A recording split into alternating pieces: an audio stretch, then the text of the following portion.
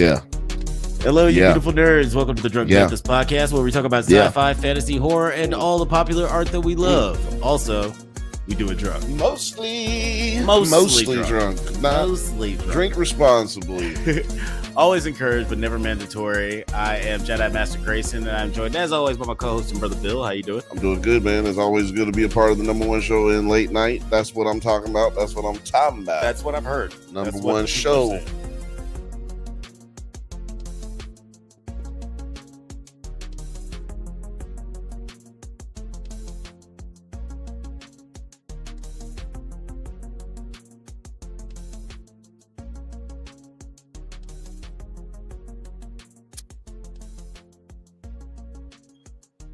Yeah. Okay, we're good now.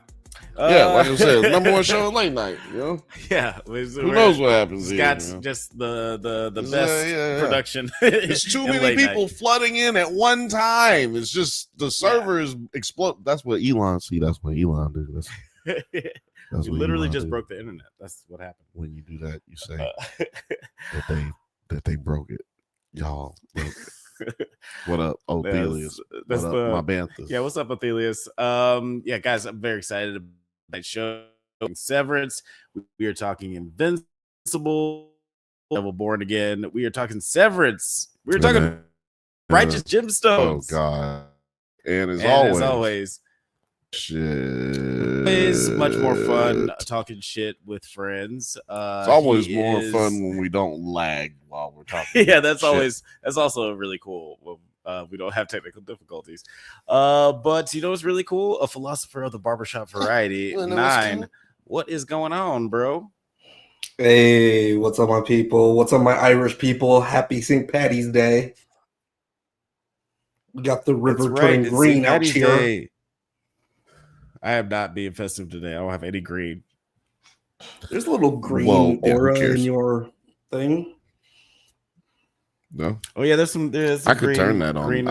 I could make that portal. Green, but isn't that green on your shirt? I don't know why the shirt. Not real. No, just fire and brimstone. Tried to save you.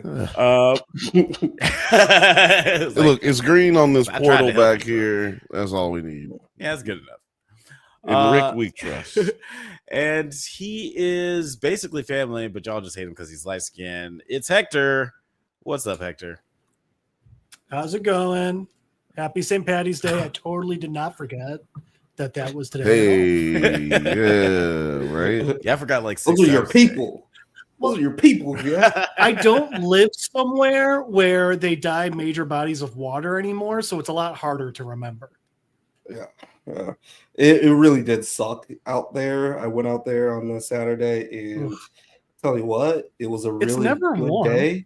So everybody came out, and it was bad. Ooh. The trains we were packed in like sardines. Yeah, no, I love St. Patty's in Chicago, but at the same time, I hate St. Patty's in Chicago. Yeah, I've never gotten to do it yet. Looking forward to it maybe one day. It's basically Chicago's slushy lots of protein. Irish immigrants. Mm-hmm. Yeah. I do like. It's cool how they make the. So the we all green. think that means that we are Irish. Mm-hmm. I was Irish on Saturday. Or is it just a really weird decision?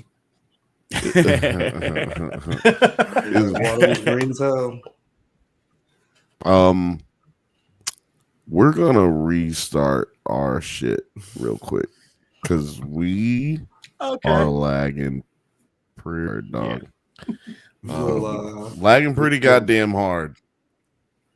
All right, I'll answer some of these comments. Look, right, exactly.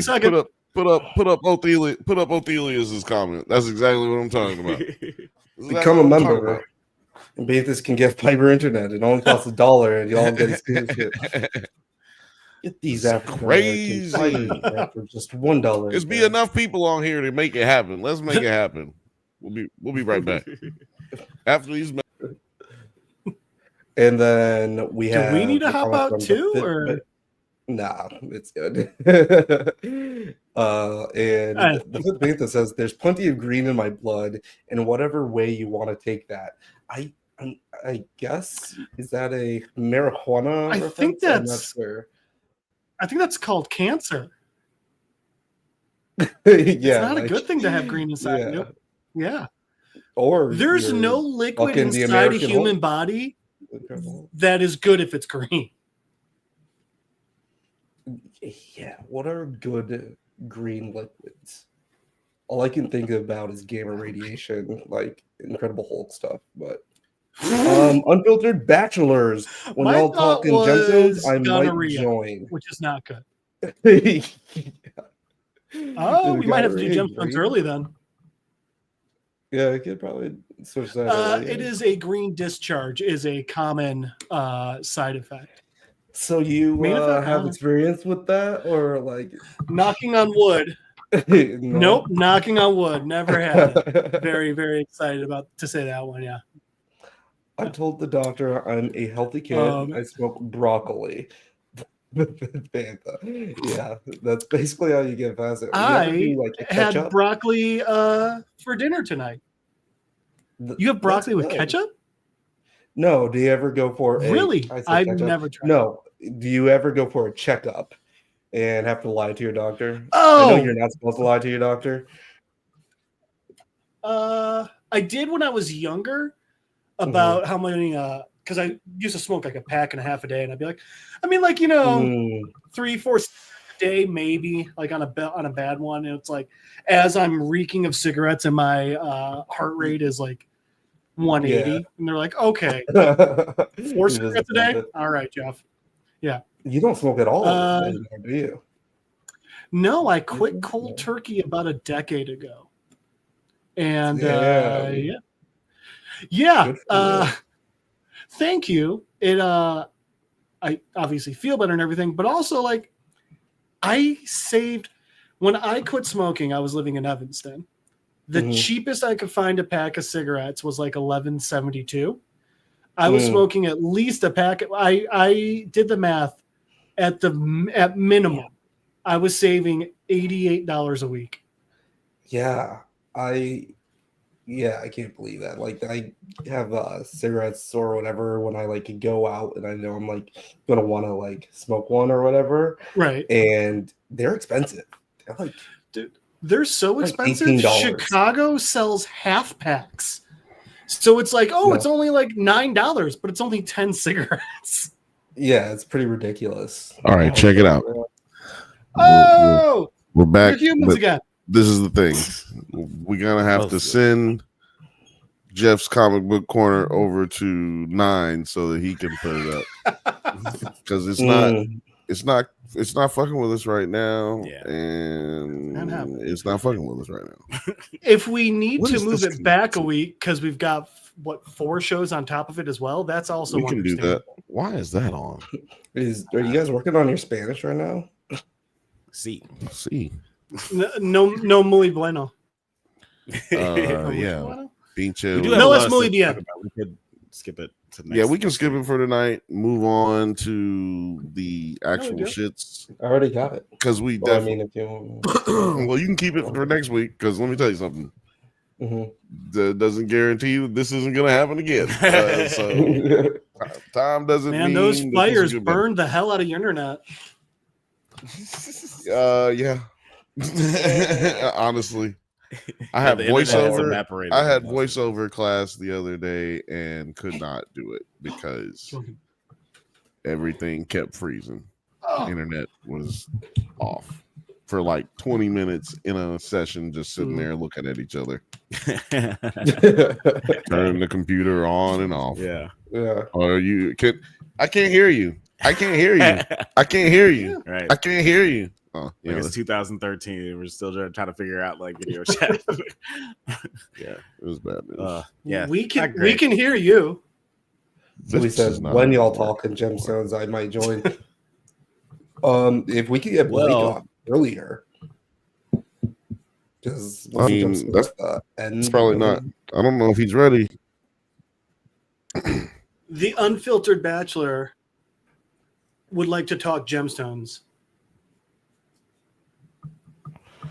Yeah, if he's ready, we can bring him in. But if he's not ready, there will come a payday. There will be a payday. Hallelujah, be a payday. Yeah, actually, you're in luck, Blake. Our first topic of the night is the right. Give him 5.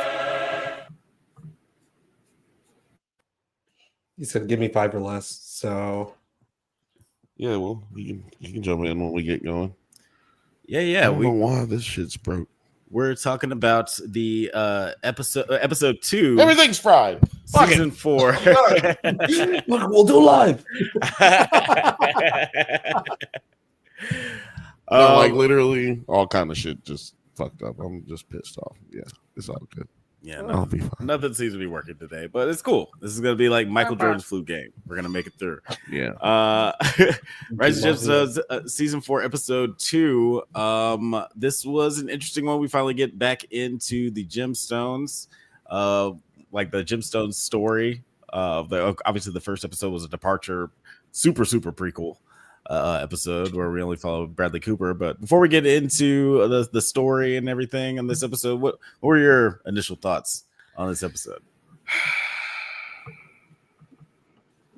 My initial thoughts were they started this episode off like they pretty much, cold open wise, they started it off like they pretty much started every season off with some crazy hilarious hijinks. It took me back to the first episode of the first season where they're in that wavy pool that's supposed to, like, they had to go to China to use. Oh yeah, that's right. This big pool to do the baptisms. Yeah, and it was actually one of those wave simulators. Yeah, but somebody accidentally turned the wave simulator on. Like, it took me back to that. It's like they're always trying to do something big, and then it ends up fucking up. It's always a disaster. And yeah, took me back to that. So yeah, we went right back to that, and I felt like it was foreshadowing what we would get at the end, but the end just kind of ended. So didn't really get that. The end of the episode. Yeah, the end of the episode. Yeah. Yeah, like I'm very curious of what everybody thought at the end of this episode, because it has some sort of implications to the past. But yeah, I thought that this episode was really solid too. Okay, super funny. Sorry. What? So look, it's not us. It's StreamYard. I knew it. Today, it's StreamYard. It kicked Jeff out. Oh wow. Oh, that's so I knew it. God damn it, Jeff. Let me tell you something. StreamYard. Why would you kick Jeff out? It ain't. I knew it. Nice. I knew it. I fucking knew it. God damn it. This has been an advertisement for StreamYard. But I thought it was like a really solid episode. I felt like super funny. It opens up with our favorite character, Uncle Baby Billy, and just displays all of our other favorites in just like a super funny way. But also isn't afraid to get like super sad and introspective at moments. So it's just like a classic Gemstones episode. Excited to get into it. Yeah. I agree. I think we do. Nine, have you been watching Righteous Gemstones at all? I have not been watching Righteous Gemstones, but I heard some. Righteous. Oh, there's a. Oh. Hold on. What was that? Was that a church bell or? That's my doorbell. That's the doorbell. Oh yeah. You gotta get the door. Somebody grabbed the door. It's a very ominous doorbell. I love it. I put it in like about a month ago. It's been working wonders. Guys, he's a lover and a fighter, and he's the funniest guy I know besides myself. It's Money Blake Weather up at the building. What's up, bro? What is happening? Again, I came for virtual karaoke, and I am here in a TV show review. But you know what? We're gonna make the best of it, so it's gonna be fun. How is everybody doing? Doing good. You wearing green? Yeah, I took my grandpa out. We went to a little Irish bar today, and we had some green beers, and we had some burgies, and I had some Irish whiskey, and we had a great day. And I will just say to everybody out there, if you have people you love, just spend time with them. Just spend time with them if you have time to spend time with them. If they're around, go ahead and do it. And what if you don't have people you love? Well, go out and make some people. then you tune in to Nerds at Night and Drunk Banthas on Mondays, and you hang out with the people that you love. That's what you do. But my grandpa's half German and half Irish, so St. Patty's Day, we gotta do it up for Gampy, So St. Patty's Day and Oktoberfest, y'all get drunk. And my grandma's Mexican, so we get all the seasonal holidays, all the ethical seasonal holidays. Good to see you too, Fifth Bantha. Good to see you too, man. It's great to be back. I miss everybody. I'm not here often, but when I am here, it's fun. We have a blast. Nine, you never started any of the Gemstones ever, never. No, I have for sure. Okay, you just haven't started this season. Yeah, right. Okay. And I fell off probably like a little way through last season, and then fair play. Well, it's always easy to catch up, isn't it? Binge. Yeah, it's a good binge. I know that. Right. And we got a returning guest. Oh, hello. Well, look who it is. Jeff, have you been watching the Righteous Gemstones? Yeah, you've been watching Gemstones, Jeffy? I have not. Okay. Well, I fell off like halfway through season 2. Show, and now you're hosting and doing the main commentary. Well, let me kick off Jeff and 9, and then I'll just tell everybody what happened in Gemstones. How about that? No, I'm just kidding. That would be a horrible show. Nobody would like that.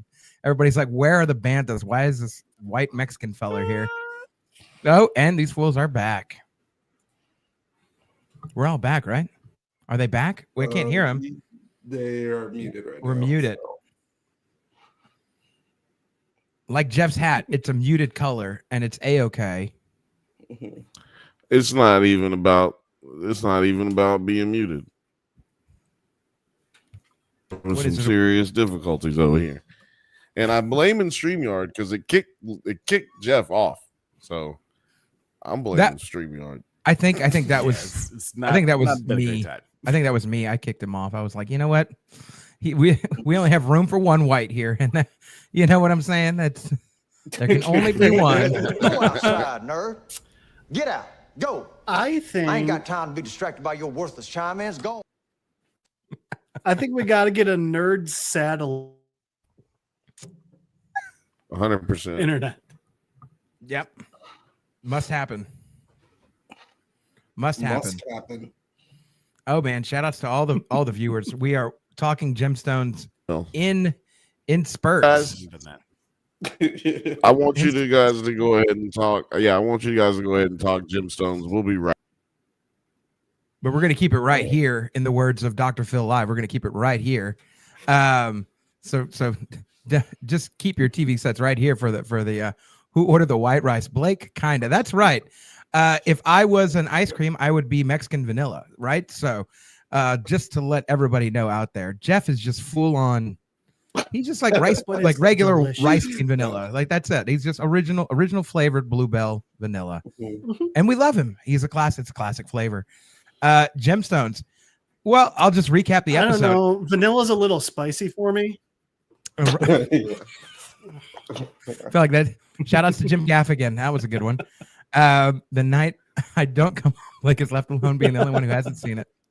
Well, no, I've seen Gemstones. Yeah. Everybody else just hasn't seen it. Yeah, it's here. So the one who has seen it. Yeah. Yeah, I haven't seen any of the other shows. I don't watch Severance. We're about to learn.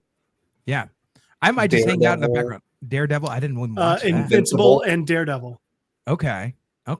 Well, you might have to learn me about that, but we're talking Gemstones. Horchata Light, Tres Leches. That's right. Ortelius gets it. If anybody out there gets it, he gets it. It was so weird. I got into an Uber the other day, and the guy asked me if I spoke Spanish, and I told him, yo hablando poquito, pero yo entiendo mucho. And then he was so confused because I pronounced it so well that he was like, you have to be fucking with me. And I was like, no, like that's about what I know how to say, unless you have tacos and I know to tell you no cebolla, please. That's about what we're doing here. So this could be a taco podcast. I learned how to say one sentence, but I learned how to say it flawlessly. For some reason, the viewership is just rising, so keep on going. I don't know. Yeah, we keep ranting. I loved in this episode, nobody caught it, but they have these little Iron Man, little like you remember when he had the little like he figured out how to float because he had the little pulsers. They're using them in their church to sort of put on a show for their mother is what they're doing right now in this episode. It start off, and it's utterly. Imagine Danny McBride fucking up with little pulsars on his arms and just like flying through everywhere. It's utterly hilarious. So yeah, just picture that. And then you've seen the episode. Like essentially all they're doing is trying to get their dad back to come to the service to honor their mom's memory. That's really what they're trying to do. But they go all out, right? And they fuck it up somehow, much like the Gemstones brother and sisters do. So yeah, if you have any thoughts out there and you've seen it, Righteous Gemstones is what's happening. Also, I can see Alex in the background, and he just looks so sad. Or he's frozen. I don't know, right? I don't know. Yeah, he's very static down there. What? It's season 4 or? Yeah, we're Los Dos. Yeah, Porque no Los Dos. Why not both? Yeah, we are in season 4. We are in the final season. We're in the final countdown. Othelia said it right here. Truth Hana, don't speak it fluently, but it rolls off. Rolls his R's like that Mexican OT. Shouts to Mexican OT. South Texas legend right now. Young cat, but South Texas legend nonetheless. Yeah, he's getting it. I love that dude. Yeah, we love him. We love him here in Texas. And we also love the Hana music. That's an entirely different podcast. Also, now, if I'm understanding correctly, the Righteous Gemstones right now, like the first episode was a complete like flashback. Flashback, right? Yeah. To like Civil War era type of America. But now episode 2 is back to the basics. We got all the main cast and everything, right? So for some reason they're showing us that because I think at some point it's going to come up that the Gemstone name weren't always the pastors that you think that they were or that they think that they were. So we have to discover something about the past. Shocking. Right. Adds up, right? When you have Bradley also having Bradley Cooper play people running a mega church. No. What? Yeah, I've been hearing some very good things about Bradley Cooper in the last episode. It was incredible. I remember the first like few seconds that I saw him, I had to like rewind it. I was like, there's no fucking way this is Bradley Cooper. Sure enough, it's Bradley fucking Cooper. And Bradley Cooper. Tremendous. See, now I just got to catch up.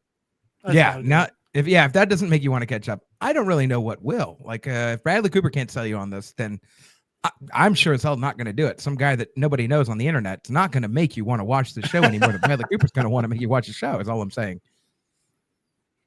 Anyways, that was the show. John Goodman, he's tremendous in this episode. He also looks like he lost a lot of weight. Hair is Heron. Oh man, that hair be Heron. Whatever hairpiece they got him on, or whatever sort of what do they give to the weeds to make it to make your grass grow or whatever? They be putting that on his hair for sure. Chia Pet right now, to be honest. Yeah. Think about this. He probably went to Turkey and he got the little hair plays. Sorry for sure. Yeah, that's a Miracle Grow is what I was thinking about. But Miracle Grow, there it is. You helped me out, Jeff, and I appreciate that. Can you explain what is going on in life or the show? This scene right here.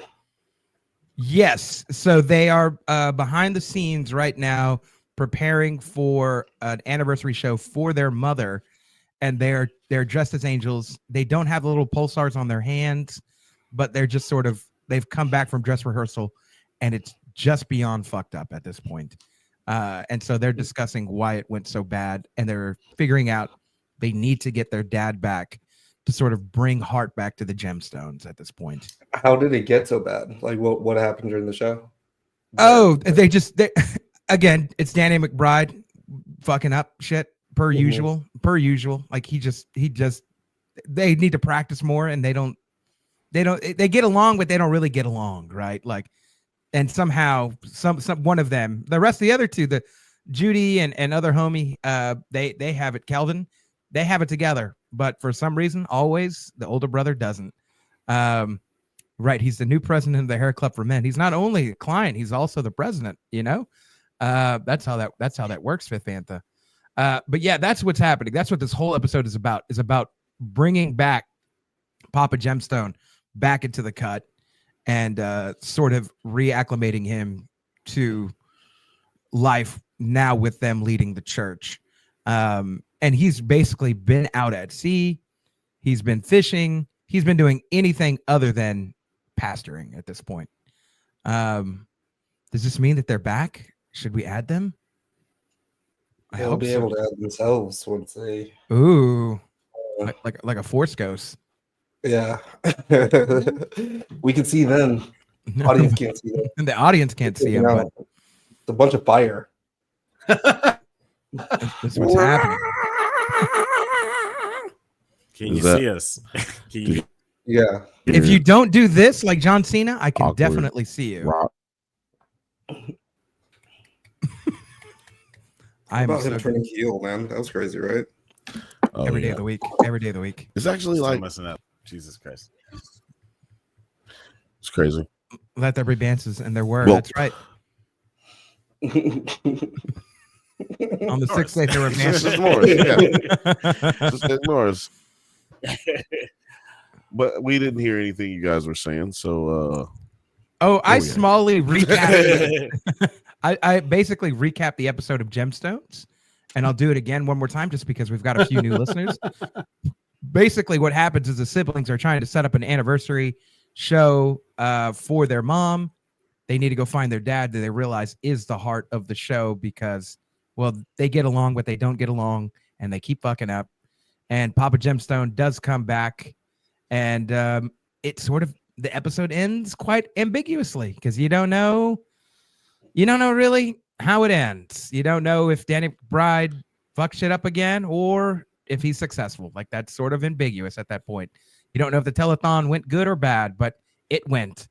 And that's about the extent of what we're walking into next week's episode thinking. It went just as fast as our internet. That's right. Your internet was misbehaving.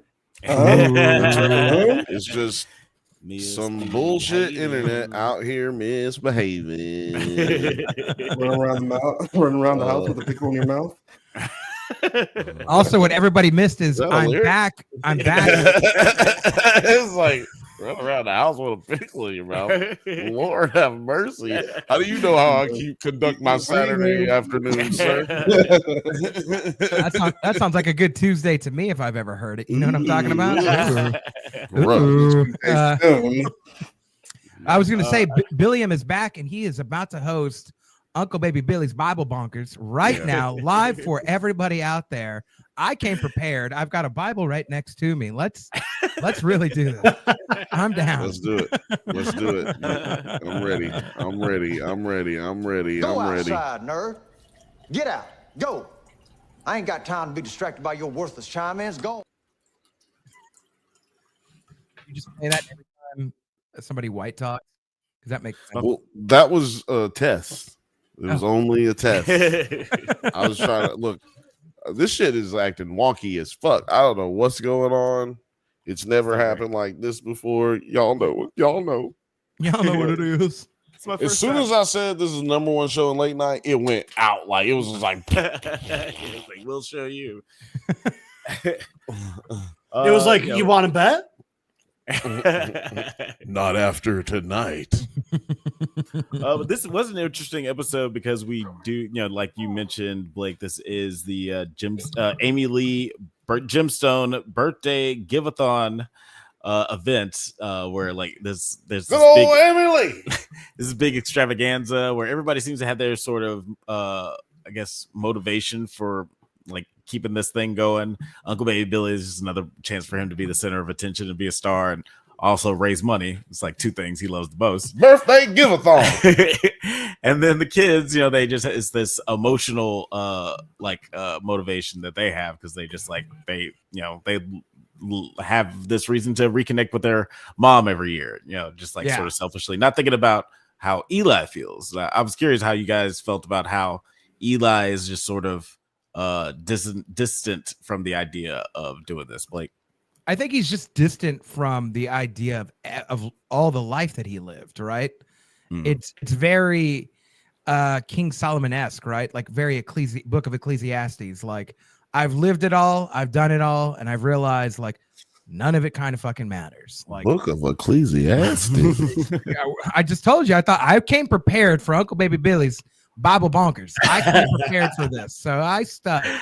I read over the weekend. I was either doing Bible Bonkers or online karaoke, and I hopped into this video chat, and I'm here now. So what are we doing, right? But we're here now. What can we do? But yeah, it felt very much like that. Like he just wants to be away from all the limelight, all the everything, living simple on a boat as a fisherman, putting himself out there with the lady folk, which was wild. But yeah, I want some Bible Bunker karaoke, Fifth Bantha. I don't know what that is. If we're just doing hymns, let's have this conversation. Blake said, I came to do Bible Bunkers and chew bubble gum, and I'm all out of bubble gum. That's right. So time for some Bible Bonkers. Also, this one deserves some love right here. Othelia said, Reverend Billiam's sermon so strong, YouTube caught the Holy Ghost. That's why it was freaking out. Now this makes sense. Hallelujah. Praise he. That's right. Lord. What did you think about like Eli's position in this episode? Because we're not lagging. We're just speaking in all the different languages of the world. I would hit the more you know button, but I feel like it would make the computer. Don't do that. We're all here now. Okay, yeah, we're still here. We're still existing. Bill, what did you think about Eli? More or less existing. What did you think about Eli's situation here? Where he's, thought, what you mean? So look, what's the situation? I mean, people keep saying situation, Eli's situation. Ain't no situation. Motherfucker out here getting pussy. Out here smashing. But doesn't like the word. They bullied him using the word to come back to church. Yeah. Let's keep it a buck, Chuck. And it does seem like from the dialogue of the woman that they like knew each other for a while before he actually had sex with her. He's like, she's seen him around, man. She's seen him around. Yeah, I had a couple conversations with you.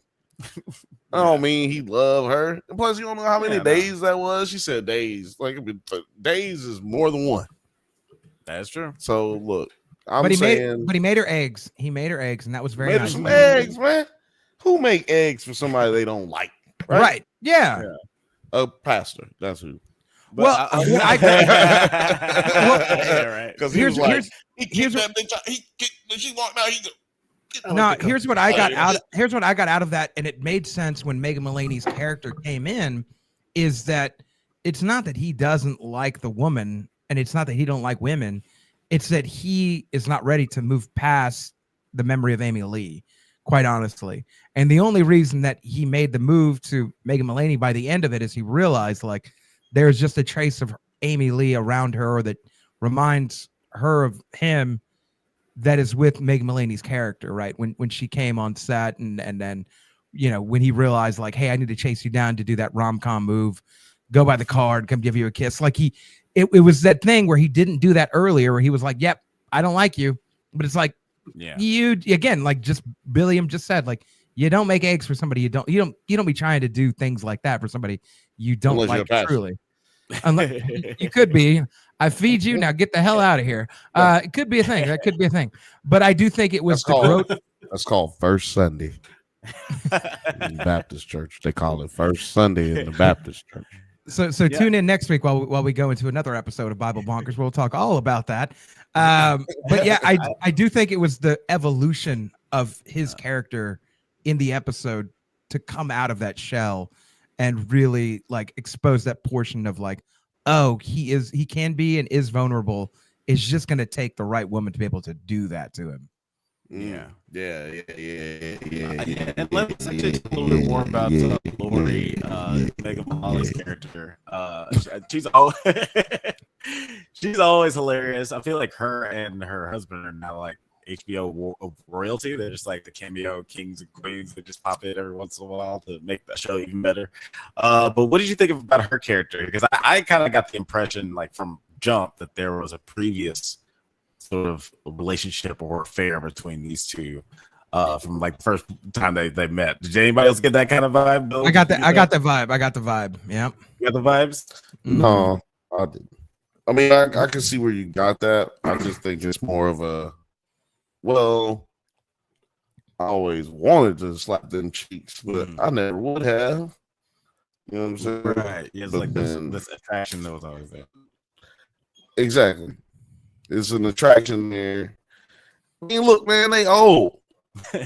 Emily been dead for how long? Yeah, it's been a while. I mean, Emily been dead, man. Look, you feel bad, but he been sad. He been going through it for 4 seasons. Well, like Uncle Billy always says, there will come a payday. Come a payday. Come a payday. Right. There will come a payday. It's gonna get nasty. He gonna start rolling paydays on her nipples. That's what's gonna happen. It's gonna get nasty. Don't say that. Candy. Don't say that again. You're gonna make my mustache fall off. Don't do that. There ain't nothing wrong with being nasty. But I did like her character, and like, you know, just like how sort of warm she is, and like maybe it even reminds Eli of Amy Lee in a sense. You know, just sort of reminiscent on their friendship together. He got a type. Yeah, he's got a type. You do. Somewhere between white trash and white royalty. Cute southern brunettes. Right there in the middle. Because, you know, maybe we got it out of the mud. Who could sing their ass off? Because what's her name? Yeah. Oh, some pipes. Laying down some pipes. Yeah. Laying down some pipes, but auto-tune is heavy in this show, in this whole show, all the time. But I love it. They make Walton Goggins sound like a goddamn god. Whole career, he's been doing the wrong thing. He should have been doing Christian gospel. He continues to be my favorite part of this show. When he just like decided he's gonna whip his dick out for no reason. Well, now y'all gotta see this now. Look, speaking of things coming back around, and look, man, first time we see Uncle Baby Billy, we see his dick. We see Uncle Baby Billy's dick right when we first see him, and this is the last season of the show. And what do they give us? Little peepees. We get nice Uncle Baby Billy peepee. Yep. Uncle Baby Billy. Y'all gotta see this now. Y'all gotta see this. That's man's me. The Lord has done endowed me with something that's most peculiar now. I'm gonna rip that clip and have it like post like. I'm gonna rip that clip and post it at the beginning of every Drunk Banthas podcast episode. Y'all gotta see this now. Y'all gotta see this. Y'all got to see this now.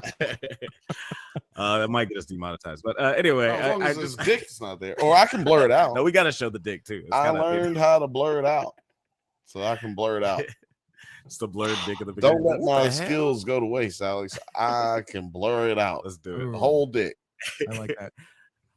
Matter of fact, last time I had to blur out a dick, we were covering Righteous Gemstones on this show with Kirstyn and Nine, and he accidentally showed a dick. Oh yeah, okay. But I was able to. I'm asking for forgiveness right now. No need. YouTube is forgiving us. But yeah, like this episode is continues to be hilarious. It's not as heavy as the first episode. I thought that was like a really strong way to start the season out. Since you weren't here actually for our last week's episode conversation, Blake, what did you think of that first episode, just like as far as the tonal shift? Oh, blew me the fuck away. I did not know what I was getting. I thought it was going to be like 10 minutes of like precursor, like background. And I'm like, okay, we'll get into the Gemstones eventually. And then when I was like 15, 20 minutes in, and I'm like, we got 30 minutes left. Holy shit, what? Like, oh, I guess it will all be like Civil War-esque Southern background on the Gemstones. I guess that's what this episode's going to be with what's his name, Bradley Cooper, and I'm like, Cooper. Okay, I'm here for it. If you're gonna pay him to do like a part, then pay him the whole episode. Who fucking cares at this point? It was amazing. I had so much fun with that episode, and like I was saying, wasn't it called Prelude? The episode was called Prelude. The episode was called Prelude. Yeah, they took it all the way back. they prayed all the lewd. You know what I'm talking about? Hallelujah. Hallelujah. But I do think this will come into play at some point in this season. I was telling Nine and Jeff this. I think this is going to come to play at some point in the season where they're going to have to reference this, or they're going to look into the history and realize, like, oh, actually, we don't come from as a prestigious line as we think. We come from a line of criminals, and now it makes sense why we're all a little criminally. So, okay, cool. Like, next, what do we do from here? I think at some point that will come up, and it's important to have that episode in this season. I don't know what the full season's about, but like, I do think that they wouldn't show a whole thing if it's not going to be important. That's just how these things work. How you feel about this episode, though? You know, we got this one right here. Big fan of this episode. Were you showing a clip? We put a clip on. Let's watch a clip. We watching a clip? I don't have no clip. Actually, I do have one clip. We do have a clip. Okay, let's watch a clip. I did upload. Hopefully, this doesn't make the computer explode. Jesus fucking Christ! You. Our nips just touched. Mine are so hard. Mine are different sizes. Yeah, it's a big clip from this episode. You guys missed it. There was guest starring Tina Fey.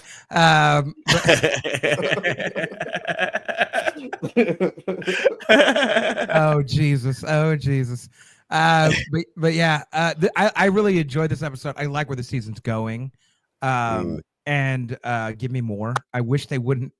I wish this is one of those things where like I want to binge it all at once, but also I don't. Like, also tease me, like, and then just push me so I can get my satisfaction. You know what I mean? Like, I'm like, okay, I'm with it. I like where they're going with this. It seems like they're judging on everything that they wrapped up on season 3. We've got Kelvin and his little boyfriend, and they're together, and that's great. And the whole Prism Church really, oh man, that threw me for a loop in the funnest of ways, because I'm like, yep, there's a lot of modern Christian churches that market that way, and this is absolutely hilarious. Oh, go ahead. No, just speaking to that, I thought that, you know, after they finally decided to admit that they had feelings for each other and like made them like come out, that was like, okay, that kind of completed their arc. I'm kind of curious what they're going to do with these characters moving forward.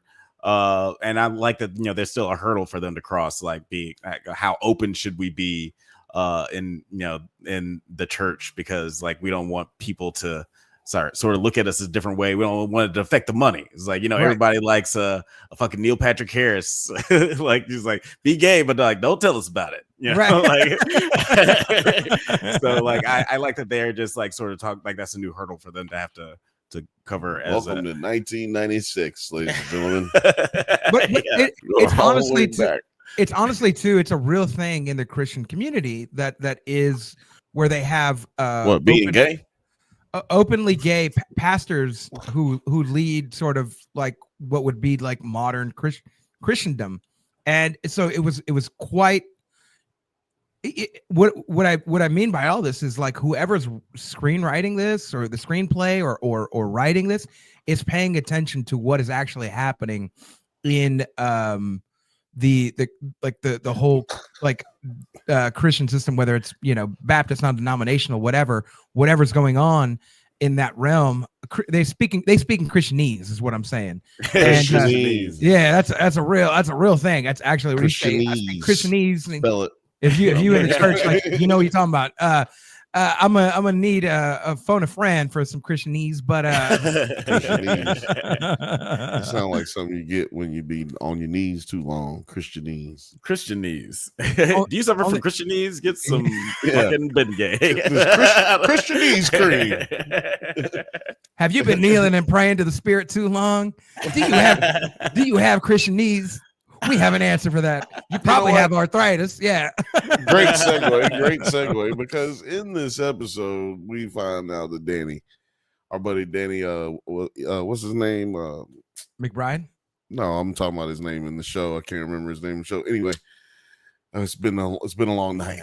But anyway, he's gotten into inventions. Mm-hmm. He is now The inventions. prayer pod? Inventor. The prayer pod, where you pray on your knee. You can pull out the little thing and pray on your knees without getting your knees all messed up. They took the Catholic Church pew and brought it to you in a pod at a pew near you, somewhere at an airport near you. Well, what's even funny about this is in a lot of Christian circles, they do encourage praying, like finding a small area, closet or something to have your prayer area at. And when I saw the prayer pod, I'm like, this is such like an SNL or Mad TV invention. Like, this is such a skit invention that would be on like some sort of skit comedy show. So for them to include it in the show is utterly hilarious, because like obviously nobody would go for it, but it is a thing that is highly encouraged. Like, there's a rich person that probably would buy it though. Like, honestly, like they would put it in their house just to be like, oh, I have my prayer area, and it's a prayer pod, and they're like, ooh. Yeah, which is so ridiculous, because it's like you already have your own home, man.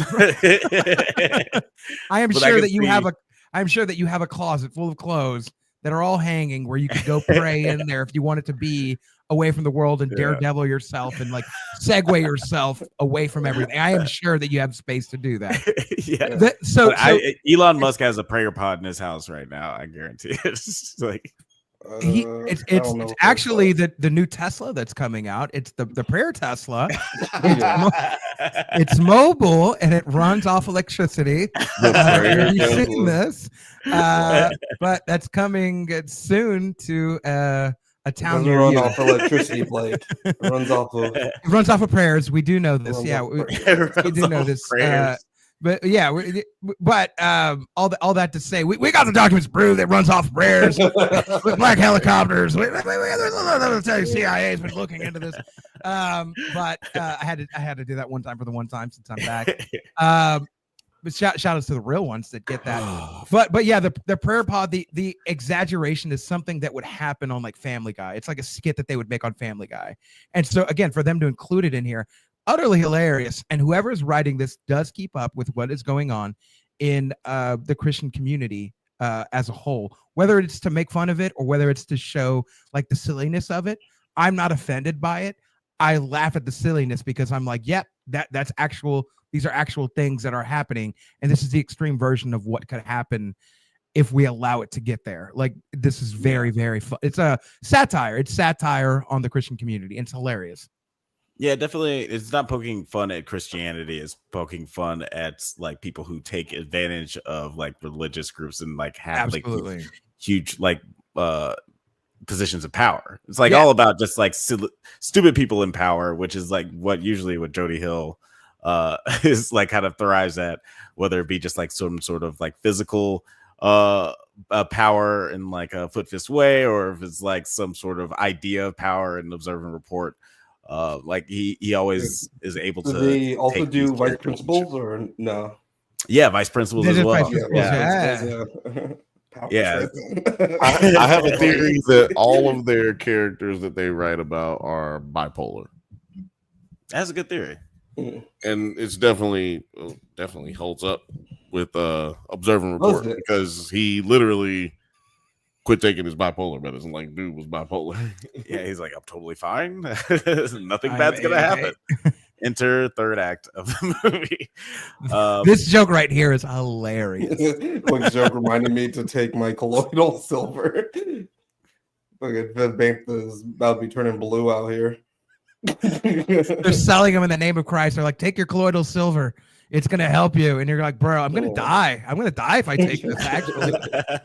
I will die. I'll look like a Batman villain by the end of this. Not in the good way. Yeah. Chill. I'll look like Mr. Freeze without the freeze, and I'll be dead. So, That's hilarious.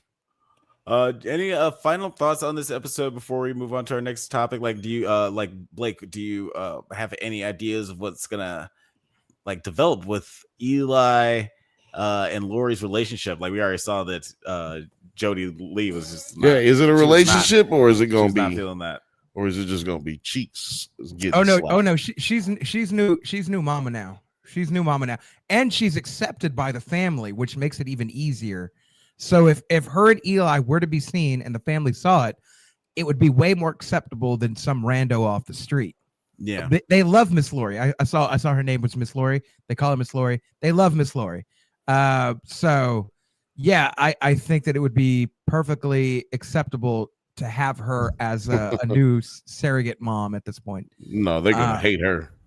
No, they're not gonna hate her. They love her. They can't. They might hate her for a second, but they can't hate her forever because they love her too much, because she's been an integral part of their life, because she was Amy Lee's whatever singing partner, however the heck that works. Judy's gonna call her a whore and she's gonna try to kill her or threaten to kill her.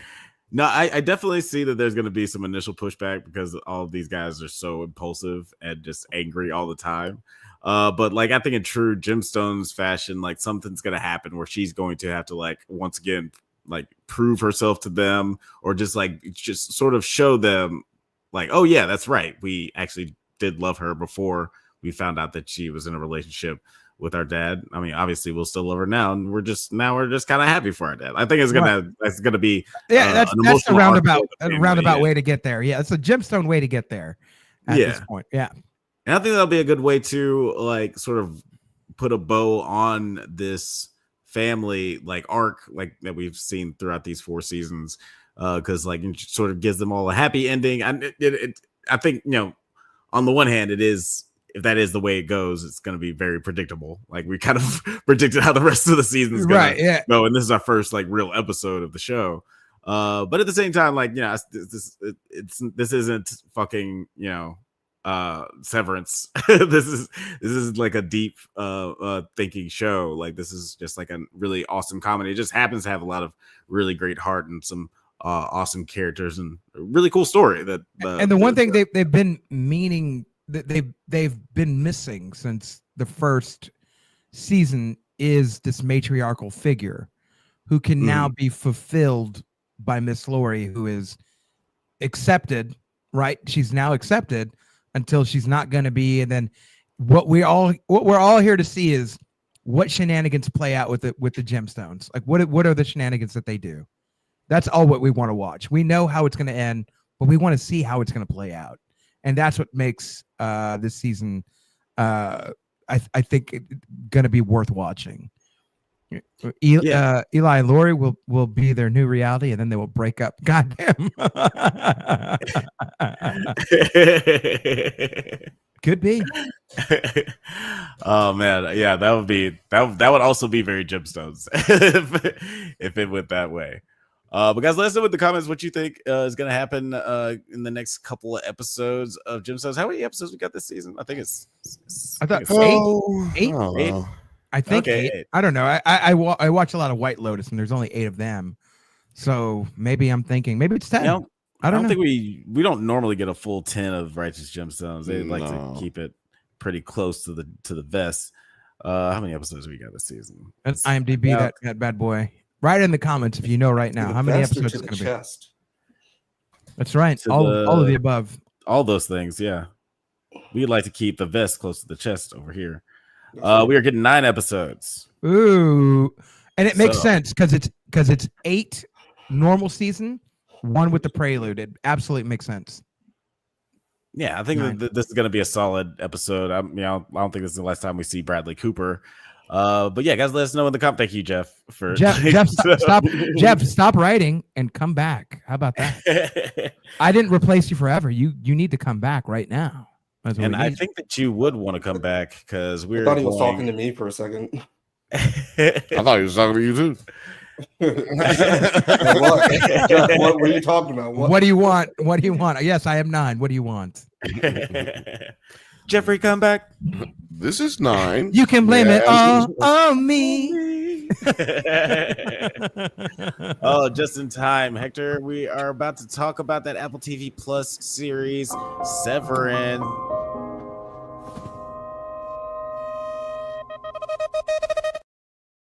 Also, I want to hang out here while y'all talk about this, because I want to be the person that has never watched it, doesn't know anything about it, and I want you to convince me why I should watch it, why I need to engage with the show. Oh shit! And I want to hear about this. I want to hear about what's going on.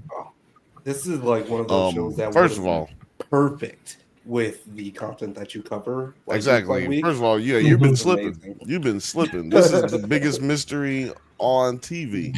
But also, the biggest mystery, because nobody knows what the fuck is going on, and we got 19 episodes in. Nobody and just knows boobs nonstop. all the boobs. Yeah.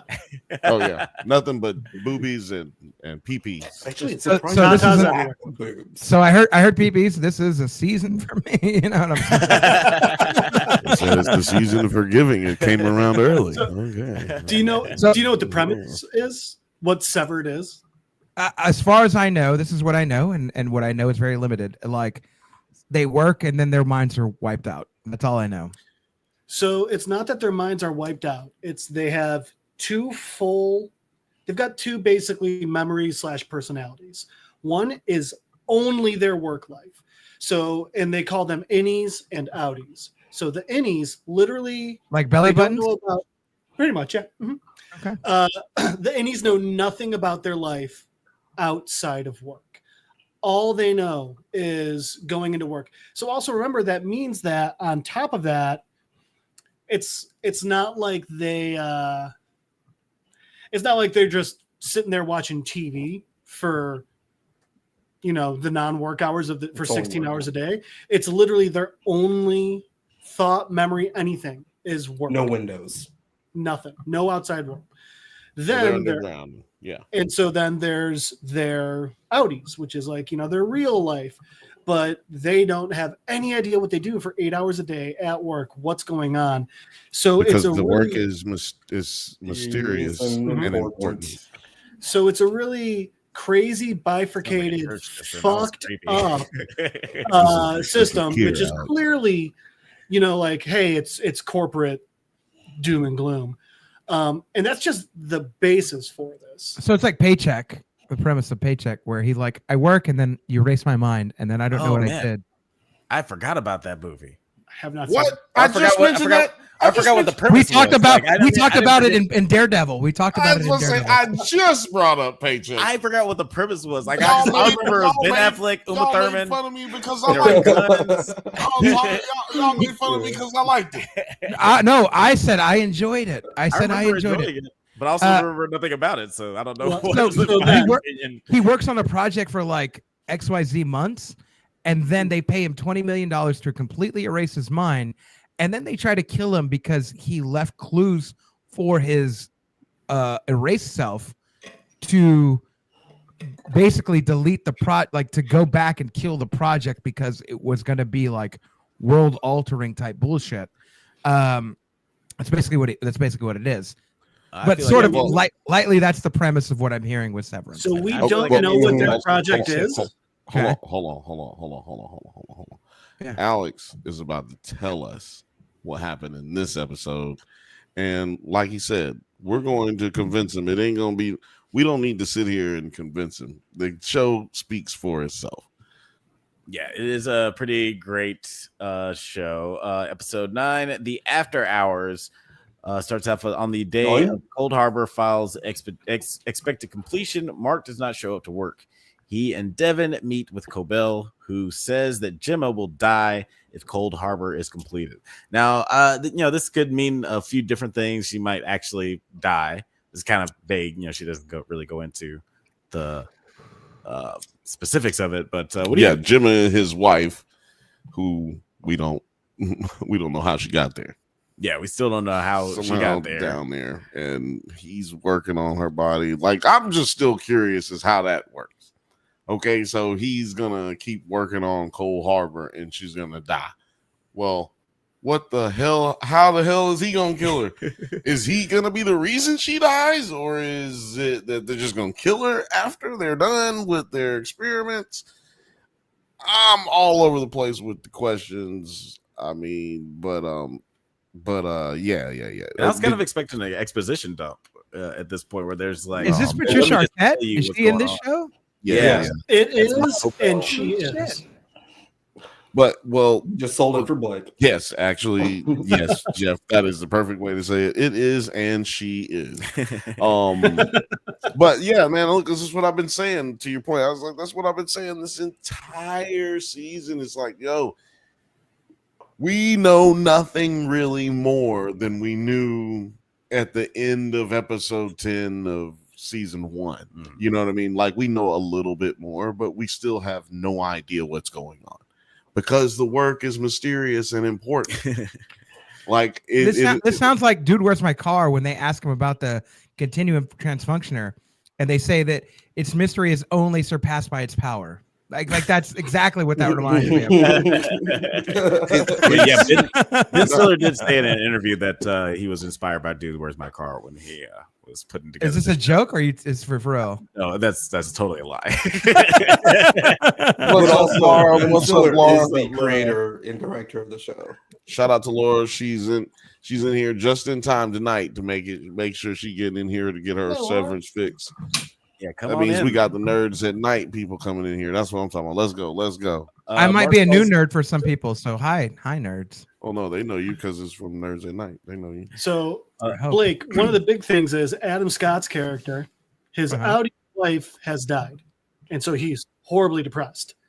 His innie is. Hold on. Are we just gonna go back through explaining season 1 to? Okay, this is how we hook him. I said convince me. His innie is falling in love with his new coworker. Ooh. And what's complicating all of it is his wife is not dead. She's another innie. And he's starting to figure out, hey, this other version of me's wife is still alive, hidden somewhere down here, while he's falling in love with this other woman. So it's all these weird fucking relationships. And it's like, I mean, who is in this relationship, who isn't? And it's all of that painted on the Severance. And it's very shout out to Laura. She says I was walking my dog and I fell, so I'm in pain. I want to pronounce her last name, Montayana. I believe that's her. She is from Brazil, so. So it's Portuguese. We are gonna make sure that pain goes real smooth and goes away real quick because we're about to give you this good content. Sit down, Alex. Good credit. Roll that beautiful bean footage. Mark calls in sick, promising milkshake he will come to work the next day. Gretchen confesses to Audi Dylan about her romance with his innie. In response, Dylan threatens to quit his job. Then she later confides in innie Dylan about their fight, tearfully saying goodbye. Heartbroken, Dylan submits a resignation form. Now, this is just like another example of how, like, when these innies, like, they don't experience anything outside of work, which is already depressing enough to think about. But now, like we see with Dylan and Irving, they get like a little taste of what it's like to have that first heartbreak. We've all had that first heartbreak. It sucks. But now, like, we see how it affects these innies, and they're just like, yeah, I just want to die. I want to do that now. What form do I have to fill out to die? But it's extra weird because the first heartache is his wife. Yeah. I mean, like, how extra fucked up is that? Also, Laura, I'm super sorry. Colombia, not Brazil. Colombia, not Brazil. They are close. They are close, but Bogota, Colombia. Yep, absolutely. So yeah, I saw that name and I was like, yep, I know that is not. I saw it. It's not, again, my child's mother. She is from Brazil. I was like that. I mean, it could be it could be from Portugal, but it's like, I don't know. That looks like a Spaniard name to me. So Laura says Spanish people can move to Brazil. Yeah. Laura said Dylan didn't hang in there. Rest in peace. That's a little Severance office humor right there. Yeah. He did not hang in there. That's one of the weird parts. This woman is cheating on her husband with her husband because they're the two separate personalities. I really love that they address that, because that was like one of the thoughts that you kind of like naturally go to when you're watching this show is like, okay, what if and he does have like a little boomance in the office or on the floor. On the Severance floor, and they address that with like Bert and Ernie, but like with Dylan, it becomes a bit more visceral when you are able to actually have your outies partner visit them. Like, do you consider that cheating? Like, how much of that is cheating? And honestly, it would hurt a little bit, especially with the way that she told him that you've been adrift. You're not the person that I fell in love with, but your innie is. Which, also, and I kind of. Well, no, I think she was actually trying. No, and he's been on like 4 dates with her and proposed. Which one of these is Dylan? Can I ask that? He's the one standing on the right. Okay. And if you recognize him, he's the dude. Do a flip from Spider-Man. Do a flip, yeah, from Spider-Man. Yeah, I was like, yeah, that looks like that guy. Yeah.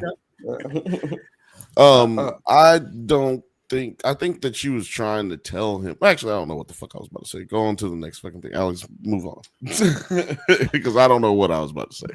Well, I think you were addressing that Audi Dylan felt like she was cheating, whereas she was trying to say, but it's not, and it's not that I'm in love with someone else. I'm in love with who you used to be, but no longer are.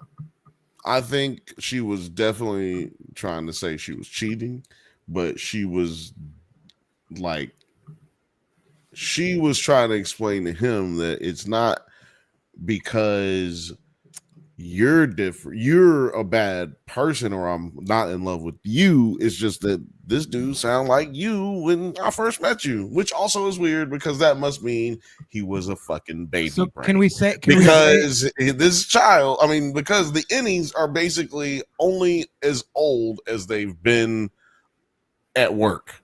So this guy's like six fucking years old in his brain because he doesn't have any experience or thoughts or ideas of what takes place outside of. If you think about it, actually, they're a third of their age because they're only conscious for 8 hours a day. There you go. They're a third of their age and experience wise, and in their brain. So in the words of Big Sean. In the words of Big Sean, is it really, I don't fuck with you, but like they still fuck with you? You know what I mean? Like, is it yes, correct. Okay. There's enough of you in there that it only gets rid of what you know. So like they still know what outside is. They know what the sky is, though they've never seen it. They know what a ladder is, even though they've never used one. They know what things are because that's what the Severance still gives you your knowledge of concepts and theories and stuff like that. You still understand. There's an episode where they actually do go outside and they know what fire is, but when it's like lit in front of them, they're like cavemen, basically. Whoa. Yeah. Like, and it is funny because like this episode does, like everything that's going on with Dylan does sort of call into like the nature versus nurture aspect of like this whole Severance thing. Is like, you know, one part of Dylan is like able to still be the person that his wife fell in love with because you know, he still has that drive and he's still ambitious and he still wants to do well, takes pride in his work. Whereas the Audi. Wait, what? I wanted to look like he's proposing to you guys. Oh, oh, Dylan, you shouldn't have. He's proposing you're over there. Yeah, I am the closest one. Sorry, Dylan, you're only 6. But but also like that, comparing that to Audi Dylan, who has been like hardened like a crabapple by fucking society and tried to get gainful employment. Yeah, he's trying just like to been live, beaten down by like he's society. trying to live because this bitch is goddamn on his nuts every goddamn day. She is literally on. We've seen it. We just saw it earlier. Like we saw it. I feel like we've She's seen on his head talking about, "Hey man, look, this is how you make cookies." God damn it! You know how you make cookies? I mean, he's a pretty lazy dad. He's a pretty lazy. Listen. And he seems like he's conniving. Damn! Hold the fuck on. This is not how we do show. Okay. I'm trying to say something, and y'all say something, then we say something. That's how this show go. Okay, we forgot. Now here we go. There's nothing, absolutely nothing that has shown that he's lazy. We've seen him sitting down at work, at home. She said, "Did you make cookies for the kids for the next day at school?" Those are literally the only proof, any evidence that we have that he's actually lazy. Now we do have proof that she's an asshole because you see how fat this nigga is. Of course he know how to make goddamn cookies. Cookies. He know how to make cookies. He eat lots of cookies. You don't get that size. Not eating cookie. Yeah, he looked like a cookie guy. Yeah. You don't get just eating ding dongs and pot pies and shit. Like this motherfucker know how to cook it. So she was being an asshole. And now he is clearly extremely nervous about losing his job. He's stressing and he's trying to lose weight. When she tells him right here that she kissed his innie, he throws the fucking veggie smoothie that he's about to make into the sink because he's like, he wasn't gonna drink it. No, he's like, why am I trying to lose weight for your goofy ass bitch? And I'm out here, man, fuck this shit. I'm gonna go get a cheeseburger at Wendy's on the way home. No, fuck that. He wasn't gonna drink it anyway. He wasn't gonna drink it anyway. Fuck all of that. I haven't even seen this. He wasn't gonna drink it though. I know that much. How do you feel about this scene right here, Alex?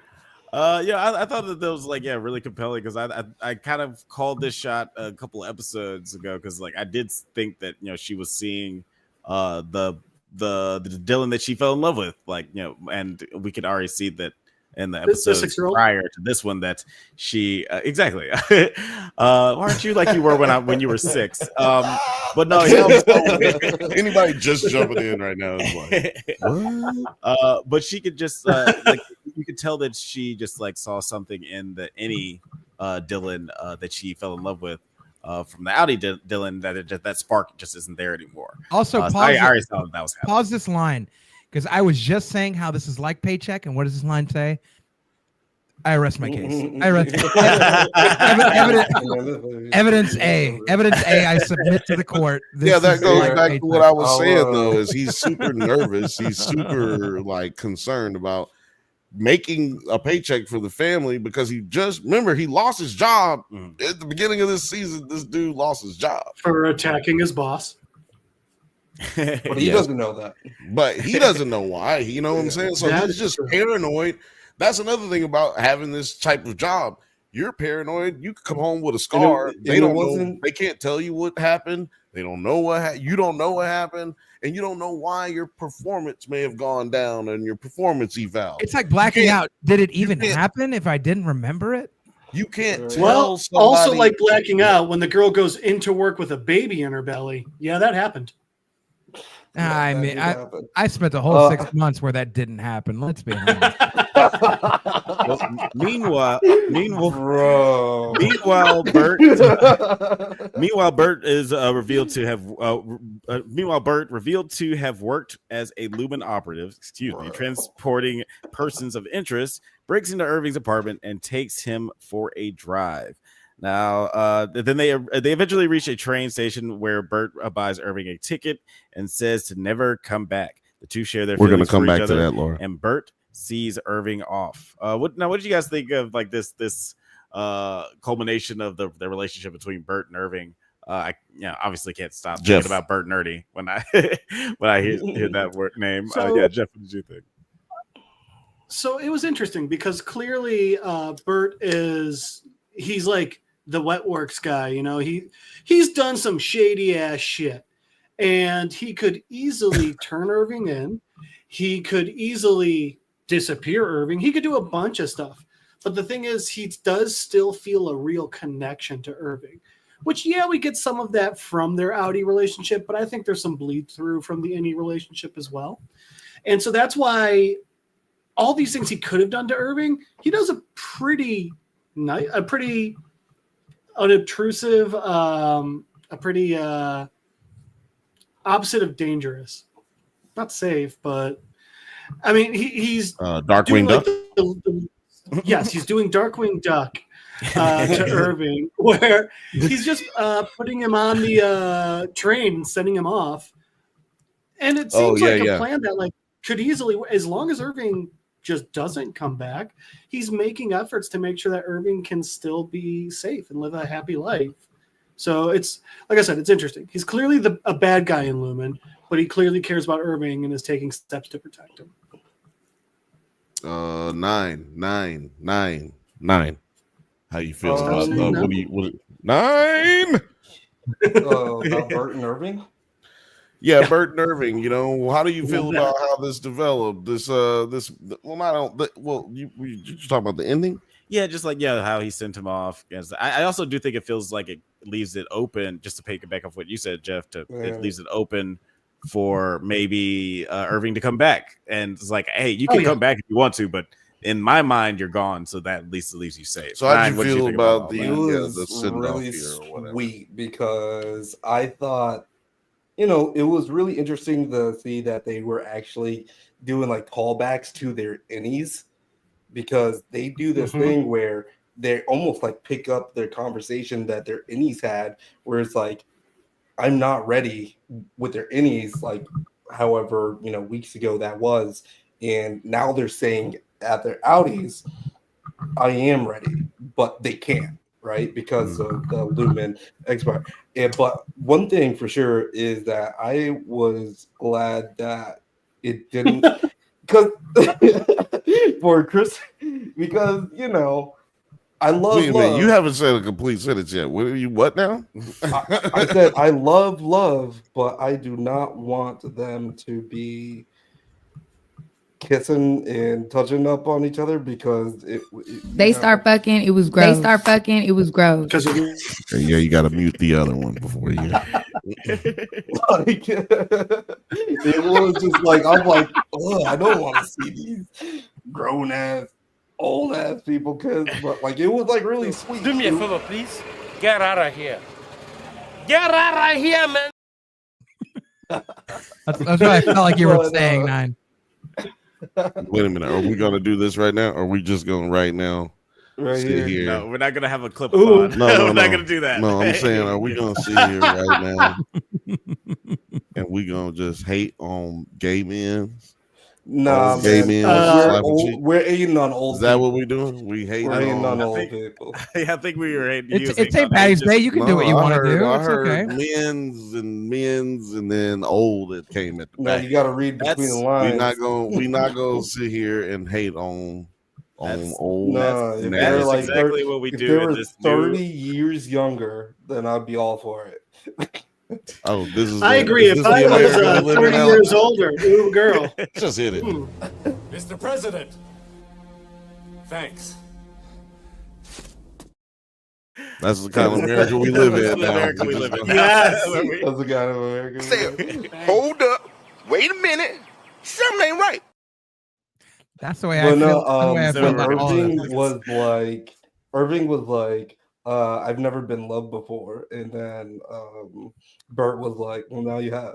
And I was like, oh, that's dope. Yeah, that's some dope shit. Right? Yeah, but it was actually like some whack ass shit. He's like, well, now you have. Now get on the bus. I mean, like, get on the bus. Yeah, I told you. You made the eggs. We can't do this. Get the fuck out. We can't do this. I told you can't do this. Like, why you keep bringing it up? Like, let's go.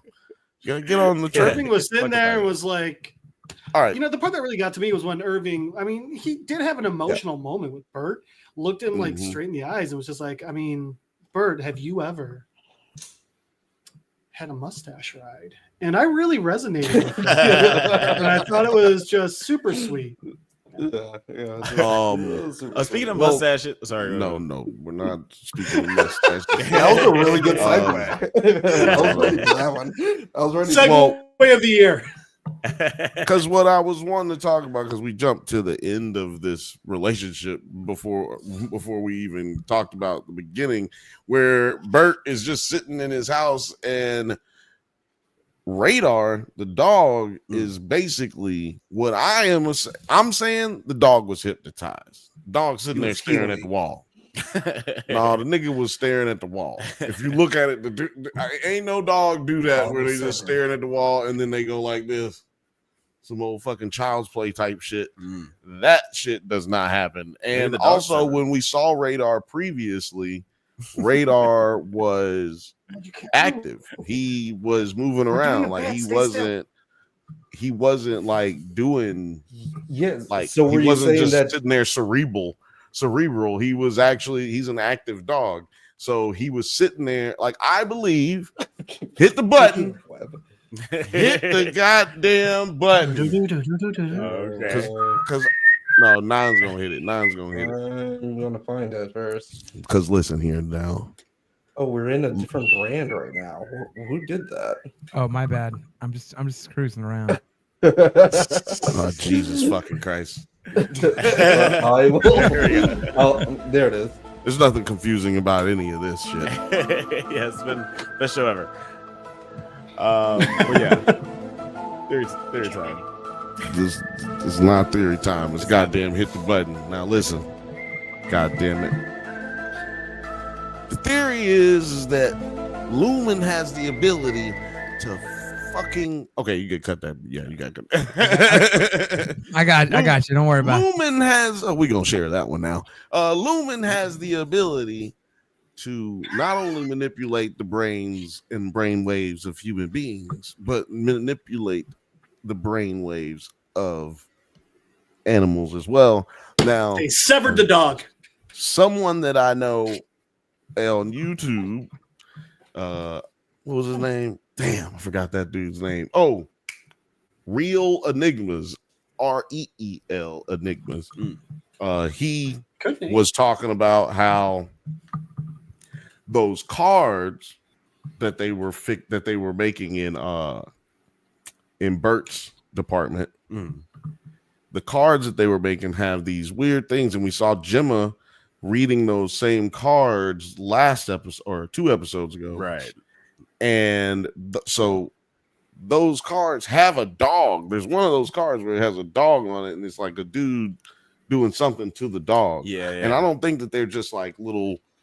What the dog doing? Little text, what do you call it? Like cue cards or whatever. I don't think it's anything. I think it's like real instructions on how to manipulate and take over people's minds. At least how to weaponize certain things. I don't think it's just. So and that happens to be we know now that Bert was a goon, and he was working in that department that seems to have been making fucked up shit to hurt people because they used to make chainsaws and axes and shit. So, and an interesting point to remember, the whole Cold Harbor thing is like, oh, how did the numbers feel? But we all believe that whatever's actually going on in that screen, they're not seeing a bunch of random fucking numbers. They're seeing something else. But that part of the severance was messing with their brains and their perception of reality. Yeah, he said that well. Yeah, you heard him. He said the perception of their reality. You put the white man on for the white words. I get it. I hear it. But Toby Blanco, white words. That's Toby Blanco to you, sir. Ooh. I do briefly want to play a clip from not from the show, but one of the actors from the show talking about a pretty awesome scene from this episode. If I can find it, here it is. It didn't feel right for him to automatically understand and know what he was going to do. That is not indicative of behavior of those that have been indoctrinated. That moment where he tells Drummond to devour feculence is a result of this constant monitoring and policing that Milchick is undergoing. We started in chaos. There was issues from the very beginning, and he is always under microscopic view. Yeah, so we do get a little bit more of just like of Milkshake's character, seeing how he's a little bit more fed up with everything. No, go ahead. And yeah, he just kind of gives it to Drummond in a very milkshake way. Devour feculus. Eat shit. One thing I noticed when it was switching back and forth between the actor talking and showing milkshake that I had never really kind of cognizantly been aware of before. Like, yeah, Milkshake's like a really put together, well put together guy. But I mean, like, there's not a single hair out of place. You could go over that with a fucking ruler. Both his hair and his mustache. I mean, it's not like a normal, just like, hey, I'm just growing some facial hair. Even the actor with his beard, it looks, I mean, and it's not even unkempt, but it's not as like exact and precise as Milkshak's. He's a black hippie in real life, and this guy right here, well, shout out to black barbers and black hairstylists. I was gonna say, like, I didn't know you cut black people hair, Jeff. This is new to me. It's a side hustle. It's how I'm trying to, really understand the world. Oh yeah, he's been on the culture, yeah, and where you fit in. Yeah, it's a friendly fade. Jeff has been on. I'm not coming up with any of the things I say here on my own. It just feels like you were assigned community service from Black History Month, is what I'm saying. You look like the type of person that would do it in March, is what I'm saying. I took philosopher of the barbershop variety from Jeff, actually. He's actually true. Y'all need to leave Jeff alone. Jeff has been on the Drunk Banthas podcast, the blackest show on television. so he wasn't on I'ma Get You Sucker, so he knows about. Can I play the clip? My pronouns are an ally. Yeah, he's been on like 100 episodes of the Drunk Banthas podcast. So, you guys do you guys have any like maybe theories of what Milkshake is gonna do going down the line? Because we only got one more episode, and I feel like he's just gonna go totally off the reservation and just like kill somebody, because it seems like he's devoted to Cure, but he's also kind of hates them. Nine, do you have any like ideas? We talked about it. We said he was getting over it. We said that like 3 episodes ago. He's over. What's he gonna do? Well, I think he's gonna make somebody devour feculus. Sound like it to me. Nine, where do you think they're going with Milkshak's clear angst towards the Lumen family? At least maybe not Lumen itself, but he's getting pissed off with these white folks, right? Because we're in the end game now, Tony. Right? This whole episode was just them, actually putting all the chess pieces together for the season finale.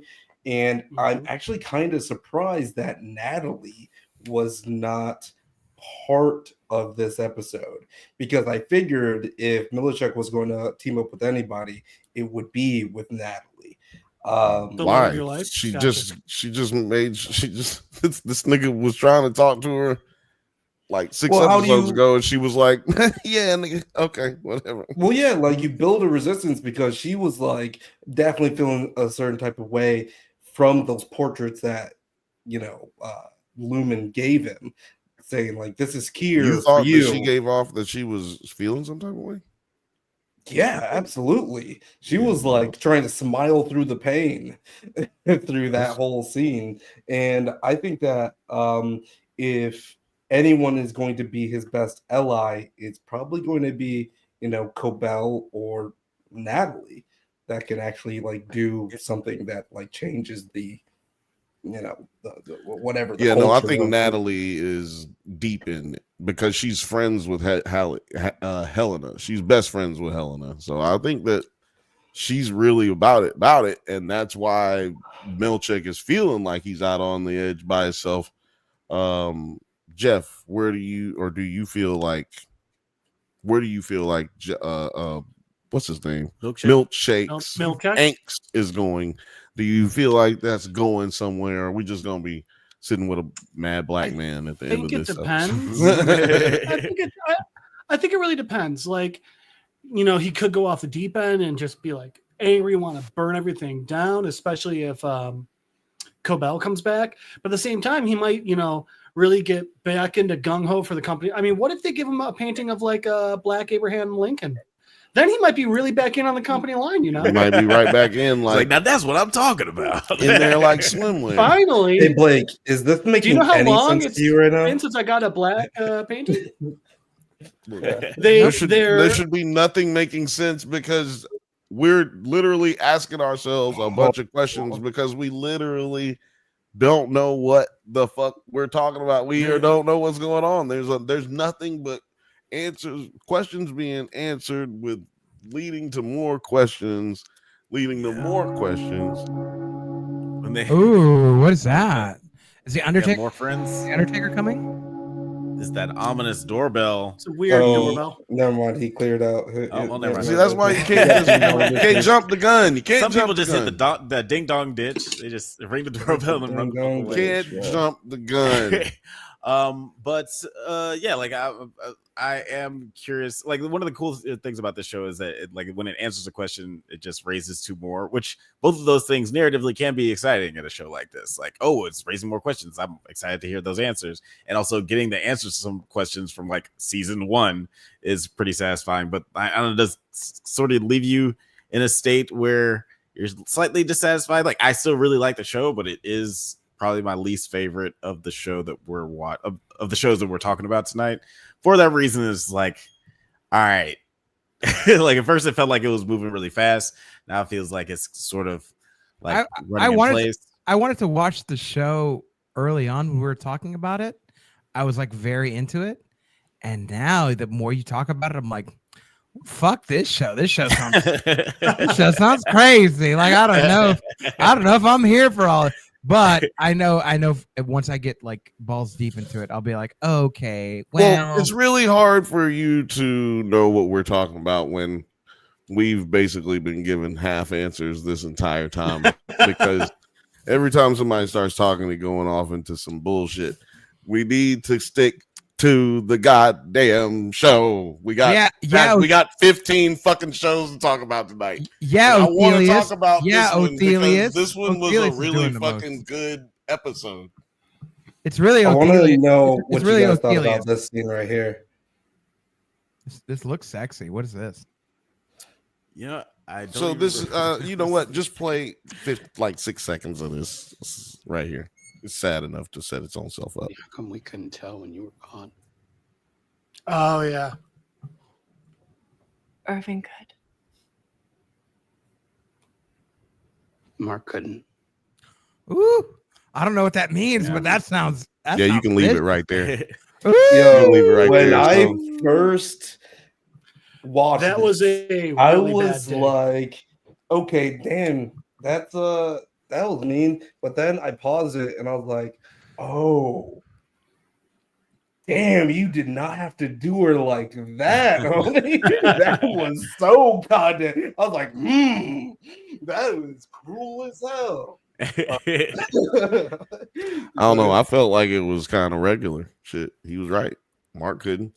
If it was really like that, she would have said Mark was caught up in the pussy, man. That's all that was. Because that's what's keeping it real. Like we know why Mark. We know why Mark. Keeping it real goes wrong. You know what I mean? We know why he fell for it. He fell for the pussy. You know, he was wide open, blinded by all the other signs of other things. Blinded by the light. Yep, I heard that song earlier. Dylan was worried about seeing his kids and his wife. Yeah, he was kissed on the mouth by a very attractive, exciting, ambitious, rebellious woman. It's happened to all of us in our 20s. Yeah, Mark was kissed somewhere change your else. life. Mark is like 7. Decisions. Mark is like 7. He's not. Yeah, but at least the one he's hooking up with is also. Well, no, I guess she's technically like 1. Yeah. Well, yeah, they're legal. Like I took it like he couldn't tell he couldn't tell her like personality shift. But then I was like, damn, he's saying that like, well, you couldn't tell it was the different pussy. Like You know, I mean, like that type of thing. I was like, no, wow. what? That's not what I was saying. Who said that? Who was saying that? That's how I took it. Like after I thought about it, it just kind of like burned on a couple of different levels. No, it's because okay. Well, let me explain then. Because here's how it went. Dylan saw a paper cut and was like, "Let me get some lemon juice." Yeah, like for him, he probably felt like it was just like a dig as her personality, but to maybe I don't know if he even knows about their like in the relationship that transpired, but yeah, he does. He does. Yeah, everybody knows. So yeah, I think he was saying like Mark couldn't tell that he was, you know. Oh, are you saying you're not sure if he knows about the second fucking? Yeah, the second fucking. Okay, that I can agree with. Maybe. I mean, how you not know? They came around the corner hot and steamy, look with the hair all teased up, sex hair. Well, if Interstellar has taught us anything, love transcends all universes. So I mean, obviously they obviously they can. But later on in the episode, Miss Wong completes her stint as deputy manager, and Milchick sends her away. Helly recovers the exports hall directions card and spends time memorizing it. But James Egan shows up at MDR. Right. This is a pretty creepy scene between her and her dad. And if I'm not mistaken, he refers to her as Helly, right? So this is the first one. This is the first time we're gonna talk about them. We're not gonna talk about the weird ass shit that happened at the very opening scene. We're not gonna talk about that. Wait, she was swimming. What else happened? She was swimming. By the way, a lot of people have been asking like online, like, "Oh, what kind of clock is that? Is that?" It's like one of those timers. It's not a clock. It's a timer. It's a swimming clock that keeps. Yeah, it's a swimming clock that keeps time, not that tells time. Mm-hmm. And yeah, then we see her here eating breakfast with her father. And I just want you to play that sound of him, the noise he makes when she sit down to eat. He make this weird nose like right. It's like right when she eat the first piece of egg. It's like the way that she eats these eggs, that's crazy too. I wish you'd take them raw. No, yeah, you went. I wish you would take them raw. Why you not listening to me? Oh, she was talking. We went. I don't know what the time code is for the. I said the exact time. You gotta go back. He wants you to rewind it a little bit. Rewind it a little bit. It's right, man. It's right when she starts eating the egg, like right there. That's what he means. I've never seen this, but I'm like, that's what he means. He has to mean that. Exactly. Look, I told you right when it happened. I know exactly when it happened because that shit was weird as fuck. Oh my god! I think it was weird the way that he said, "Why don't you take them raw?" Yes, that's also weird, but we gotta establish the weird through the scene. The beginning of the scene was established how weird it was about to get. You can't say that too loud, or you end up with a kid. That's all I'm saying. It's because when he sat down, he established how weird the scene was gonna be because he started going. He basically came in his pants when his daughter started eating a piece of egg. Yeah, I have so many questions about that I don't want to answer. And she only eat the white part too. But yeah, you can play the whole take it raw. No, don't even do that. Well, he does. We do know that he would. Milchick said in the. I wish you would take them raw. I wish you would take them raw. He's like old dirty bastard. Referring to Mark. Ghetto superstar. That is what you are. Milchick did say in the first season. Milchick did say in the first season that his favorite breakfast was raw eggs and a glass of milk. So he's a weird fucking dude. Yeah. Tears. Disgusting. Yeah, these guys are fucking weirdos. Most likely has a severe case of salmonella. No. Yes. No.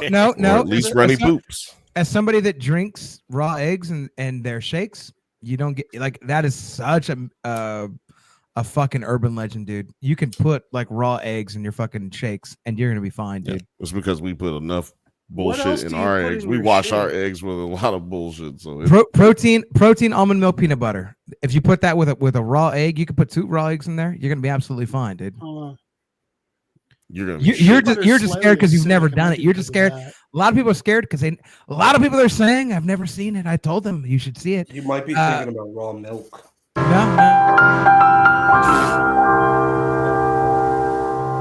Thought about Jeff. Oh yeah, I thought about it, but it's wrong. Raw eggs, still raw eggs for 500, Alex.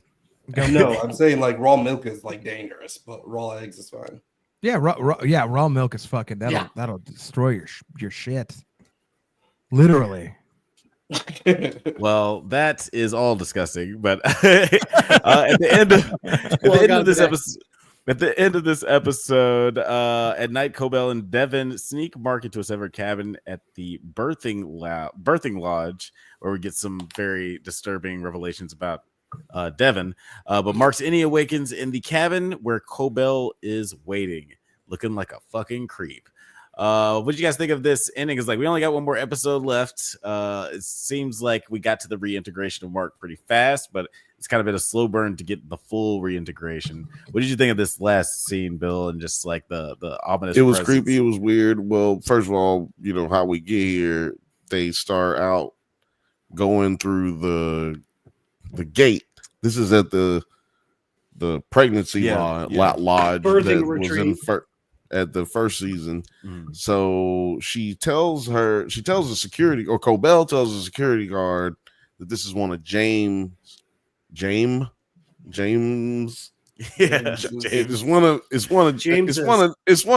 It's one of Mr. Egan's bitches that he gets pregnant. This is Jimmy's. That he get. Well, yeah, because his name's not James. His name's Jame. It's James. But yeah. So anyway, so apparently James has multiple women that he gets pregnant, like any good cult leader, like any good man, Yeah, he has a bunch of women that he gets pregnant, and he has them come to this pregnancy lodge to, have this baby, which we know this is a severed pregnancy lodge. You come in here, you don't know what the fuck is happening. When you come out, you're just a whole different person. So clearly this nigga got a lot of kids out here, and that was the creepiest thing that I found about this. But then secondly, I want to know what y'all think. I got another theory. Fucking Dylan, the sister, Mark's sister. Oh, Devin, yeah. Devin, do you think that she's in on it? Do you think she's in on it? Like, why were they at a Lumen severed birthing lodge because in the first place? Because you mean when she was giving birth? Yeah, because I see what you're saying. This is a known security-ridden Lumen birthing retreat lodge. Let's also remember the difference between the rooms. And then also Devin's was basically a shack with a bucket to shit in. No. Right. No. Yeah. Regardless, we're on. How do you know about a severed place that you have to get a security? Like, this is, they just driving up. They had to have security to get in. Like, I mean, but like Rickon would have set up all of that stuff, because Rickon is how would that's not necessarily true. Wait a minute. You're saying that because why would it be that? What is it that is you've established that Rickon would make Rickon be the one that would have done it? Why couldn't she have done it? Because Rickon is into all of these weird ass rituals and like things that No, you taking it. You just don't like women. You think women can't do nothing? No. It's just that Rickon is literally the weird character, and he literally wants to. Yeah, women usually are the ones who set up these kinds of things. When it comes to pregnancy, women are usually the ones who set up this kind of stuff. Yeah, I remember in season but 1, women aren't usually married to Rickon. Right. Well, Rickon wrote a book about being against Lumen. Exactly, as he just Hector is trying to show y'all. You know what I'm saying? He's trying to show y'all it. I'm telling you, there's more that points to her than I think that one's I don't know. I just get the feeling that one's a coincidence. If he was against Lumen from the start, then why would they have to like convince him to start writing propaganda to Yeah, he was against Lumen. I mean? They convinced him to do it because what's his name is fine as hell. He wasn't in season 1.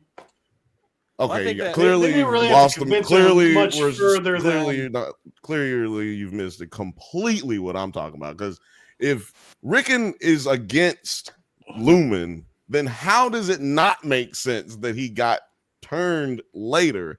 Because the bitch is all up in his face. Like that whole storyline is about curbing him, bringing him over to the other side, and. Yeah, I'm only dropping a theory, but you're giving a bunch. Here's why would she be also surprised about the lady that she met not remembering her in the not Cabell, but the senator's wife, the one who yeah. Why would that be a scene that they put in? Why would Cobell pretend to be his? No, not Cobell. I'm not asking. I'm saying. Why, there's all kinds of whys in this show. Like why would the dude who is basically torturing Gemma below be walking out of the senator's wife's cabin in season 1? We see him walk out. No, I'm just saying there's all kinds of whys. You say he's a doctor, but why is he there? There's all kinds of doctors in the world, but none of them happen to be in the Severed floor. Like I'm just saying. Why would there's all kinds of whys? I'm saying that's not my question. My question is about all the things that lead you to believe it. They're leaving all of these. I mean, I think Blake might know what I'm saying. When it comes to mysteries, you got all of these layers of the mystery. You got all these different players that it can be. But you're not giving me the hold on. You're not giving me hold on. Because we're talking about Devin, right? We're talking about Devin, right? We're talking about Devin, right? Yeah. Okay, so why would Devin need to have an explanation scene about a senator that is being also severed? The senator's not severed, his lady is. I mean, the senator lady or whatever. Yeah, his wife. Why would she be confused about what's going on? So everybody at Lumen knows everything that everybody's doing. It's at the same cottage. Well, wait. I'm willing to lead into the idea that like maybe there's some there with like Devin and Lumen. Maybe she is severed at some point because she does seem like at her core just like wanting to fight against Lumen and just like riding for Adams or Mark. Having like his own independence from Lumen, and she seems kind of disgusted about them as a company in general. So I think it would be interesting if we found out that there's like some sort of severed bullshittery going on with Lumen. This man's wife clearly left him to go work with these people. This is not a normal situation of how things are going to normally work. There's nothing in this is going to be normal how it turns out. This man's wife decided not to be around this nigga for however many years it's been. Clearly, we've gotten this explained to us. Yeah. So there's no god-awful knowledge to what the hell is going on in this. Hilarious. Here's my thing. You have not convinced me why Devin would. But you haven't closed the loop on it either. That's what I'm saying. But no, like, I don't that's the whole point of a theory. That's the whole point of a theory, Don. It's gonna be open because nobody knows the answer. Yeah, I mean, why did Denzel have to be crooked until he took it? You know what I mean? I think technically at this point it is still a hypothesis and has yet to reach the level of a theory. Or why did Bush knock down the towers? Why are you around them cowards? You know what I mean? Like, we need to answer these questions. I don't know that one. All the same song. All the same song. All the same song. Blake, what sort of thing could someone have that would give them said proof to know these sorts of things. I don't know why you got it. Why you got to do me Jadakiss? What would they do me have like that? Why you got to that could prove it? Is this Jadakiss? Yeah, I'm trying to make it my way, but I got hung up on the highway. Why you got to do me like that? It's all you I'm gotta trying have to say. whys when you're talking about a mystery. You gotta have whys, especially when we're getting to where this is the penultimate episode. We got one episode left of this show, and we have way more questions than episodes. But the next episode is supposed to be 70 minutes, I believe. It is 1 hour and 15 minutes. Ooh, that's I don't know what the math is on those. I don't know what the conversion is on that. 75 minutes. 75 minutes. As popular as the show is, I'm sure this is. And luckily, it's not a Disney show, so that doesn't mean it's only 40 minutes and 35 of credits. Ooh, there will probably be 5 minutes of like what do you call it? Not credits, but with credits and the little they do a little recap thing at the end, or a little behind the scenes director. Previously on. No, they do the little director's cut thing at the end of every episode. So can I play the last like 10 seconds of the clip? Yeah, go for it. All right. In the last 6 seconds. This is good. This is a good. Yeah, I'm tired of having to appeal shit. I'm winning, but it's 3 days later.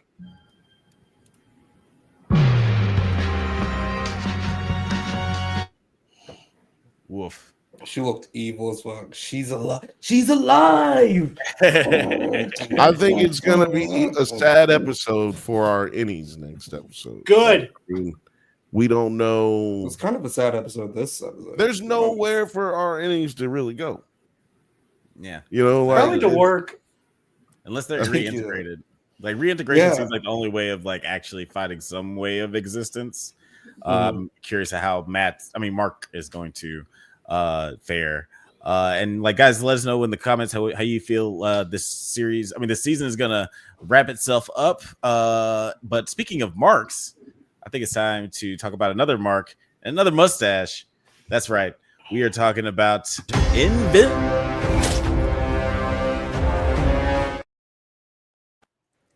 Yes, the season finale of Invincible 3. It's exciting.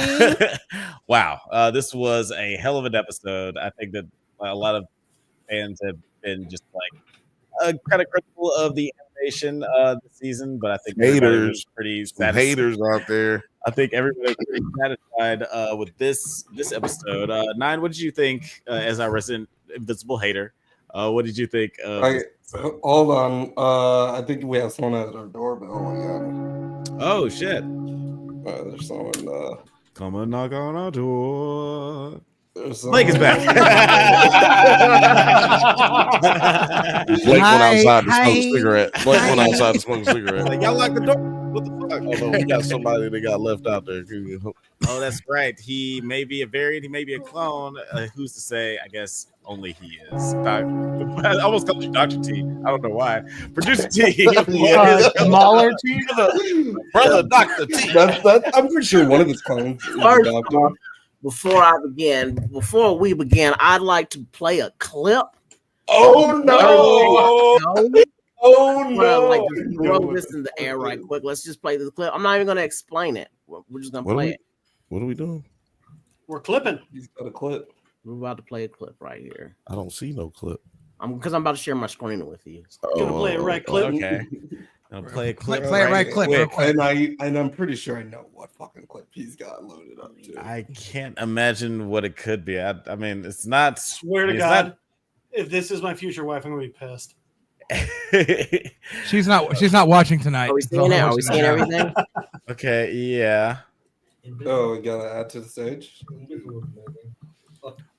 Also, as we're getting set up for this, I just want to throw this little one in here. Jeff, can you attest? Blake drink like he about to fight Ivan Drago. Do I not train boxing, or do I train boxing? He trains boxing, and then I can't use a pencil for 4 days. Okay. Are you gonna at least enlarge the clip? Because Jesus, you actually clipped this. As soon as you said, it's amazing. This is a clip from the Bantha bunch. This is clipception. You gotta have the sound going too, Terry. You gotta add it with the sound. It's not you have like multiple things you got to do. Okay, I think we'll get back to that in just a second. But oh, you know what? It's even better. Oh, where did I put it? We can just watch my computer. We can come back to that when we figure that out. But Nine, what did you think of this episode of Invincible? Did you read the? I'm gonna fucking ruin Terry's clip and say that I really did love this episode of Invincible. I know that I'm the resident hater. Terry, you can get at me later. I don't give a fuck. But this was it right here. I think it's actually some of the best animation of the series and some of the most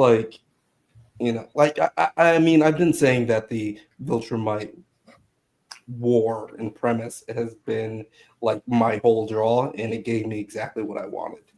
I think that 9 out of 10.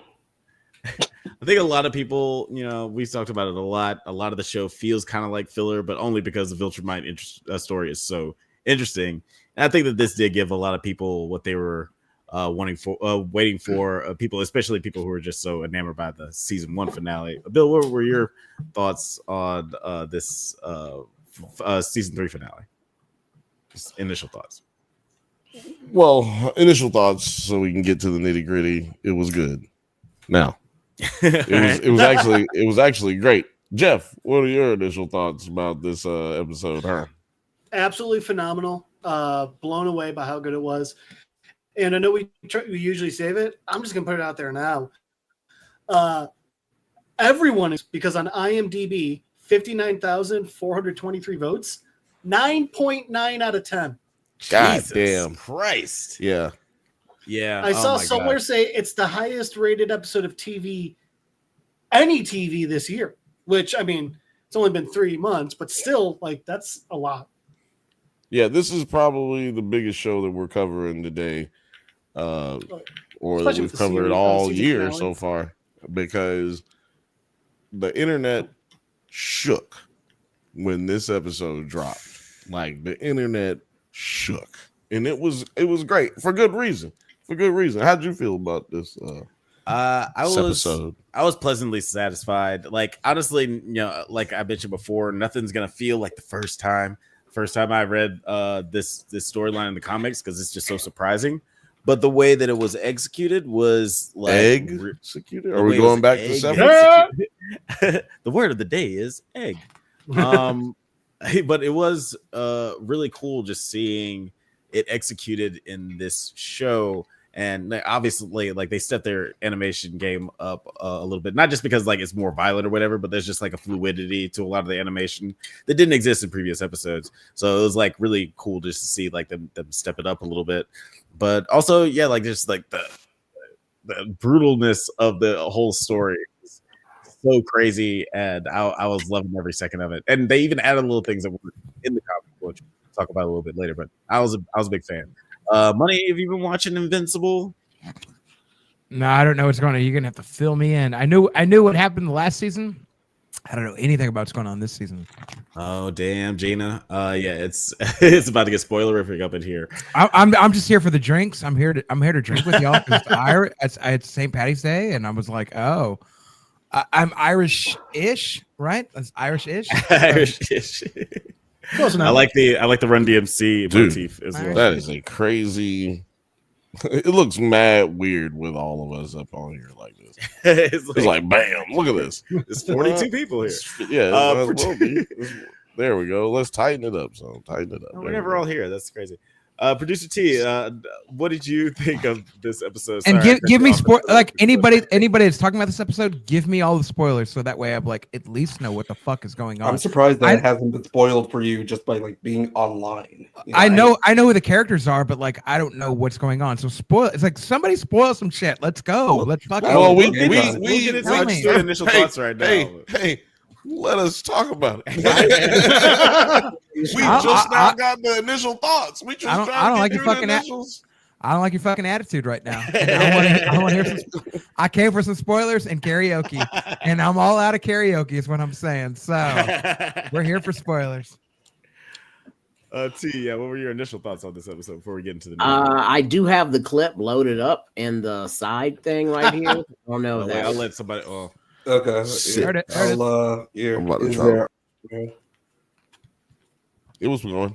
It was going. It was going. I don't know what happened. I guess just playing them all this. Yeah, I can play them from 2 a.m., 7 a.m. No. This is compelling. Yeah, for the radio audience. Might die while she's doing it. Okay, we love y'all too. We know y'all ain't used to seeing us. Y'all used to listening to Hold Blake. on, wait a minute. Y'all like listening to Blake. Is this trippy? Is this just?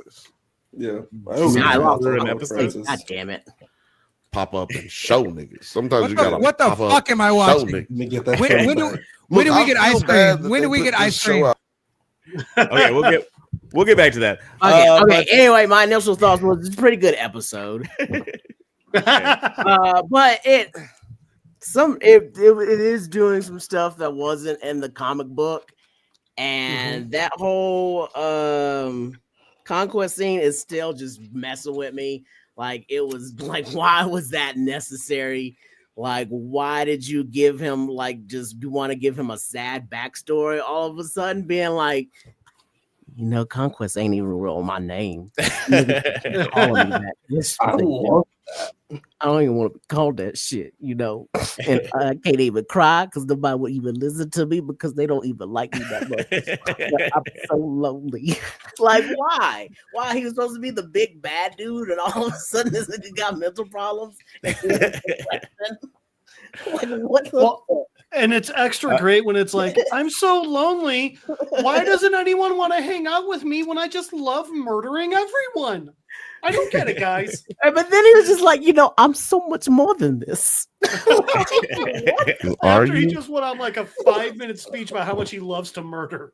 I was like, yeah, are you more than this? You were just ranting and raving about how they don't let you pop off and just show niggas. And now they're like, I don't know what you did. I want to thank you because they said Conquest, you could go off the chain, and now you're just like, I don't even know why they call me Conquest. My name's Harold. He reminds me of just like a sadistic defensive lineman who's just like, I also paint. Well, nobody care about that.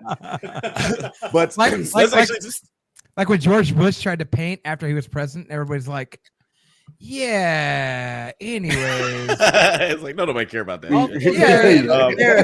Get the fuck out of here. Mr. President, those paintings sure are special. Let's do some set dressing here, because these are moments after the Invincible War, where the variants of Mark has decimated all of Earth, and Mark is kind of feeling not great about that. And as Mark can even gather his thoughts about how he feels, the guilt and shame of the events of Invincible War, Conquest and Mark engage in combat. Oliver and Eve attempt to intervene, but are incapacitated. Now, I thought that this was really, that's a nice really way of saying fuck.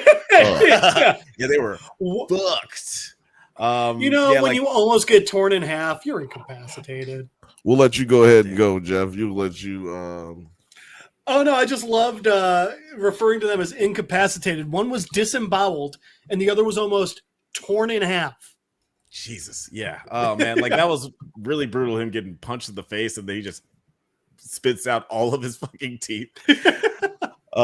But he got punched in. I thought did he get punched in the face, or did he get punched in the stomach and then spit out all his teeth? It seemed like little bug boy got punched in the face too. I just want to say that Adam Eve is so fine that Conquest regrew his fucking eye to get a good look at her. That's evidence. Share up to the screen. Here's the evidence right there. Look at that shit. Oops. His whole ass eye grew back. Regenerated Conquest. But after he threw her away, Conquest's right eye was gone. Disappeared again, but you know what I'm saying? She was so fine. He grew another eye. I want to see it. I want to see it. No, it was a glitch. Right? Yeah, it was. I was going to say that there's people in Mississippi There's people in Mississippi with no teeth being like, yeah, I feel what's going on right now. Like, I get it.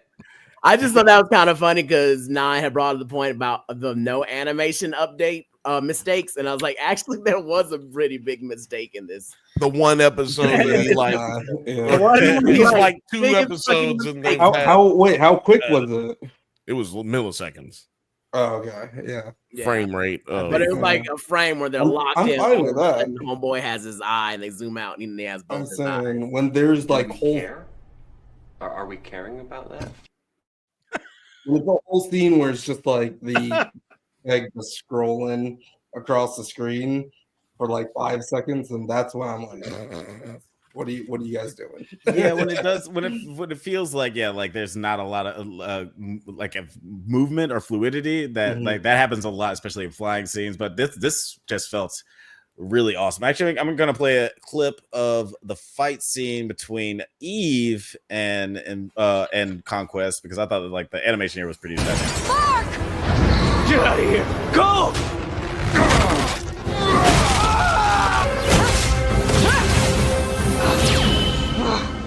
Cute. I increase the density of the air.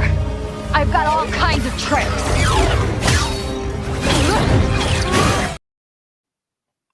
Yeah, and it's like, Adam Eve, you can do that type of stuff. Do that more, please. Well, she's learning that she can do that kind of stuff like, because she's learning that she can do that kind of stuff. Everything. Sorry, go ahead. She's learning that she can do that type of stuff because she's going to school. Remember, she's stupid. Like all the rest of these superheroes because they didn't go to school, they didn't learn really, right? So being superheroes. So honestly, this decided to go to college, and she's decided to go to college. To be fair, to be fair, to be fair. What? To be fair, you're usually supposed to say something after you click the button. I did. I was like, yeah. To be fair, she's stupid, but she's doing school now. There we go. But yeah, it was just kind of interesting to know how fragile she also is, though. Like, when you see her bones be broken, you would think that like she was also going to be able to like a bit more resistance, but her bones break like just like a regular person, huh? She's just a regular person, bro. Really weird to me because again, she's like, all right, I'm gonna make armor, but I'm gonna just like armor, and leave my crotch wide open and get attacked. Well, no, she put it everywhere. Is that a euphemism that you're trying to use, Jeff? No, somebody got fucked in this episode. Yeah, wait. I mean, it says wide open to be attacked. I did like we got the place on her body she didn't. Tell me more. Tell me more.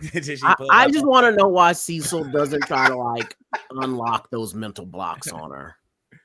I don't know if he knew she had them. Yeah, I feel like he does because he's like higher ranked than that black dude, whoever that guy was in the Adam Eve special. I feel like Cecil should know everything about everybody, and if Adam Eve was a government project, he should be like, "Oh yeah, I know about that file. She has that mental block. We need to kind of fix that. Let's get work on that one." I'm pretty sure he was there. Cecil was there for her. Like he brought her up. Like even if he wasn't there, he should be briefed on the file, right? You know what? Honestly, he's not. I think Cecil might just like not like perverted, but like fatherly. I think he might just care about Eve. I mean, he was trying real hard to not let her go off to fight. Yeah, I do think that his motivations were just like trying to keep her. Still, you would feel like he would try to like figure out how to get them blocks off. What I've been trying to figure out. No, they don't want to get the blocks off because then she could turn his ass into a butterfly and then step on him. He don't want the blocks are there for a reason. Remember, they weren't trying to add the blocks for a reason. It was the doctor. The doctor was like. Yeah, but I'm just saying that's powerful. But I didn't create. Like hell, nigga, make her that fucking powerful. Also, but I didn't create brakes, but I still want them on the car. Well, also, like, I mean, it's getting a bit ahead of ourselves. On the car at the beginning. Go ahead, Jeff. It's getting a bit ahead of ourselves, but also remember, after she undid the locks, Mark's costume, which she can normally just like boop boop, it starts like melting and like becoming like unstable. So maybe Cecil knew that like she just doesn't have the control yet to remove the blocks safely. I don't know. These people are and that was just smart. A costume, not a human body. These people are not smart. These people with powers are stupid as fuck. They are better versions of the people in The Boys. So like they just don't know what they don't know about their powers and other things, like, you know, outside of the universe and whatnot. This little clip. This is my favorite part. I know what you guys want to like think about this. Viltrumite Valentine's Day is in March.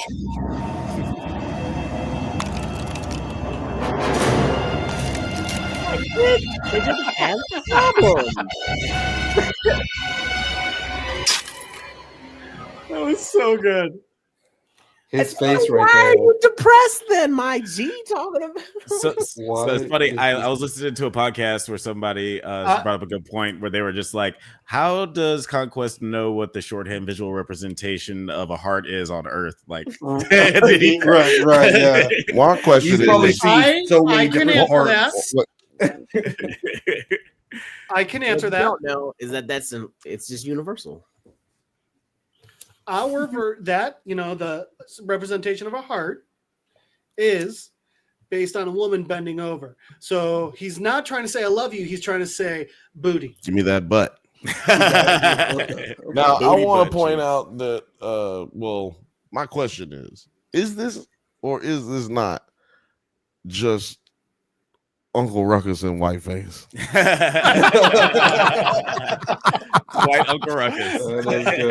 Is this not Uncle Ruckus and Whiteface? I'm so lonely. Oh, that's so good. I haven't seen all of Invincible, but even I got that one. That's good. That's how good that is. No, yeah, he's definitely a hateful human being. And I personally like, just to go back to what talking about. He's a hateful Viltrumite. He's hateful Viltrumite. I'm sorry, I'm so disrespectful. But like, to go back to what T was saying, like, I personally liked this monologue that with Conquest, where he talks about how lonely he is, because it just does add a little bit of the layer that's not in the comic book. He's just pretty much a psychopathic, sadistic murderer in the comics, but this adds a little layer of just like, not necessarily feeling bad for him, because fuck him, he's a murderer.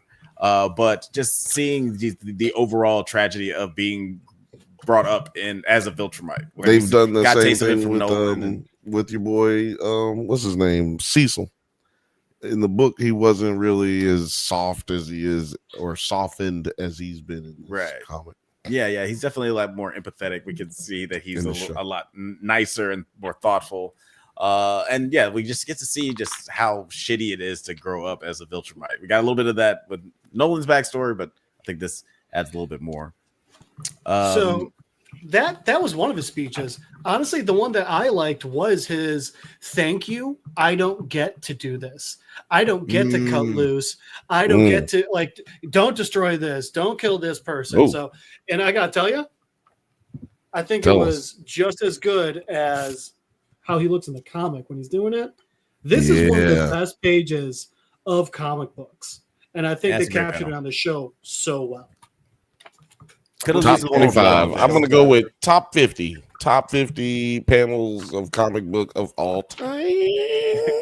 Yeah, and like, so I'm curious, like, so Nine, you actually, everyone here has read the comics who's actually watched the show, right? I haven't gotten to this part of it. Oh, you haven't gotten to this. Stop assuming shit. Stop assuming I just now got past most of this.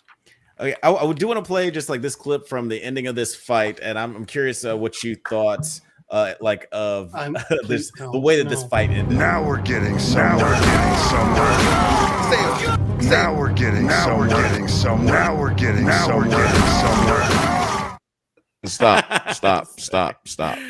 Because this shit being unmuted keeps fucking it up, and I'm tired. Now we're getting somewhere. I'm gonna tell you what's going on. Your shit be unmuted and it be echoing. Now we're getting somewhere.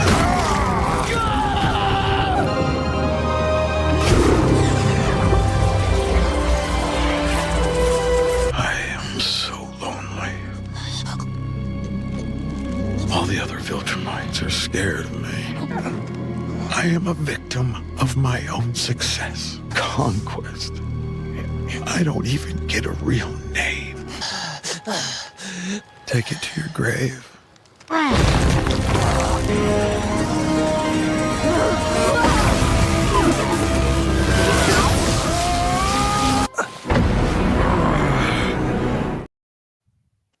Come on, I hate that man right there. Every time he's, I didn't even get a real name.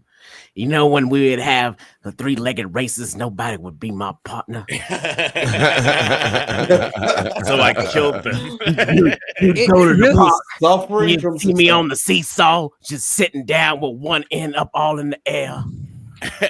It was just to see. There was no soft for me. It just sounds like he needs either therapy or a Terry clone. He needs therapy or a Terry clone. Like, and he will be fine. He'll be absolutely fine. Therapy or a Terry clone. He's doing his Samuel Jackson in You know, I don't know if he was hugged too much or not enough. Samuel Jackson in Secret Wars. Oh yeah. You know, we back in Alabama, my grandmama used to take He's us on a on train to the Alabama. Oh, Conquest is on the train to Scroll Alabama. So are they going to make like a reanimin of Conquest or something? Is that like what Cecil's planning? I don't think the he's plan not dead. is. Same shot. It seems like the plan is, like, from what he said, because we saw that he was making Reanimate of the Dead Invincibles from the Invincible War, but it seems like he plans to keep him in captivity and question him as soon as he regains consciousness, which, how is there any consciousness left? I played as much as I could because so the shit that happens later in the fight, I did not think I could show. But yeah, I assumed he was dead when I read this for the first time. But seeing that he's being held together by Cecil is very distressing. Athena said, "Yeah, Conquest like the." Oh, sorry, I'm going to you right next. Comment real quick. Yeah, go ahead. Conquest like the Belgians in Congo and the other Viltrumites are like the British and the French. Even they were like, "Damn, those waffle eaters are nuts." Those waffle eaters is wild. Jeff.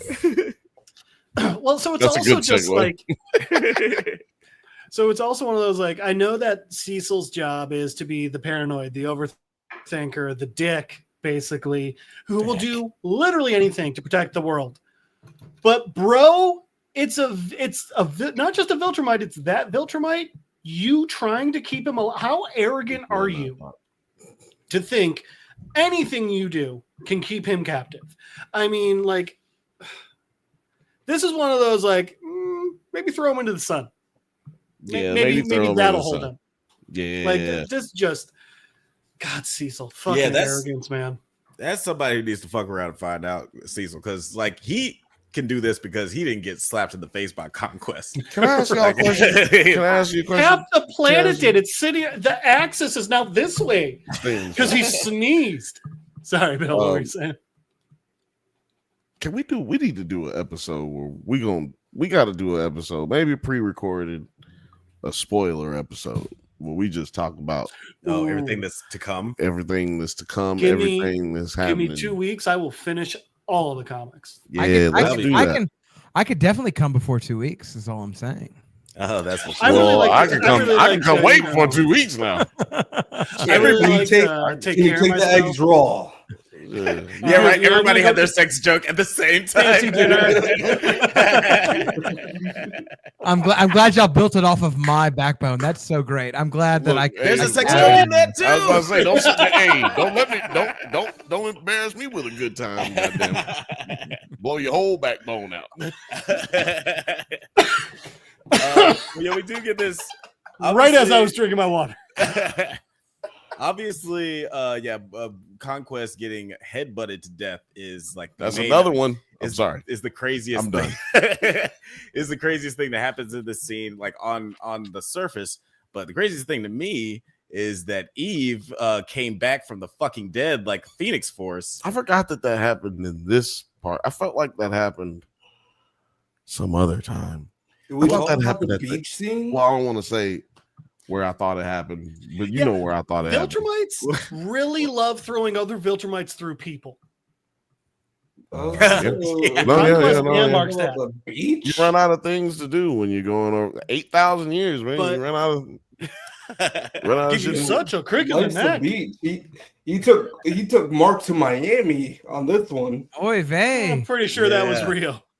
That's right. Othelia's letting everybody know, you know what I'm saying? NAACP certified film critics over here, right here. Absolutely.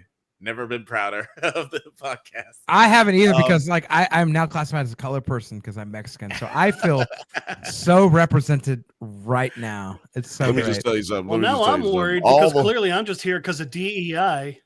I'm gonna tell you right now, Blake. I'm gonna tell you right now. All them white people knew you was a color person. You might not have known that you was a color person, but them white folks, they knew. Difficult because it was always I was not colored enough for the colored people, and I was not white enough for the white people. I was always an in-betweener. So every day of my life. Gambino? You trying to say you was Charles Gambino? Till 2005. Hold up. That's all I'm trying to say. Is like hold up. Hold up. But T, I'm curious how you feel about like this, the implications that Eve is like maybe immortal, kind of possibly. She can heal herself at imminent danger. What do you think of this? I just kind of hope that just answers, the question I have of why hasn't people and the team try to be like, hey, yeah, I remember we put these blocks in you. That one doctor did that shit, so you wouldn't be super powerful. But we kind of need you to be super powerful now because we got all kinds of shit that's trying to kill us all the time, like the whole Viltrumite army. So I hope maybe they start maybe like training her to get through these blocks, and so we can see that. And so because we really just don't need a whole another Viltrumite talking about, oh, I'm even scarier than Conquest. When I was growing up, I didn't even have a shadow. That's how lonely I was. I would yell off a cliff and I wouldn't even get an echo. We got a Viltrumite Peter Panning out here. I got a question. 42. Rip shot. Damn, I just forgot it. But it was about. Oh no. Because it's about Eve.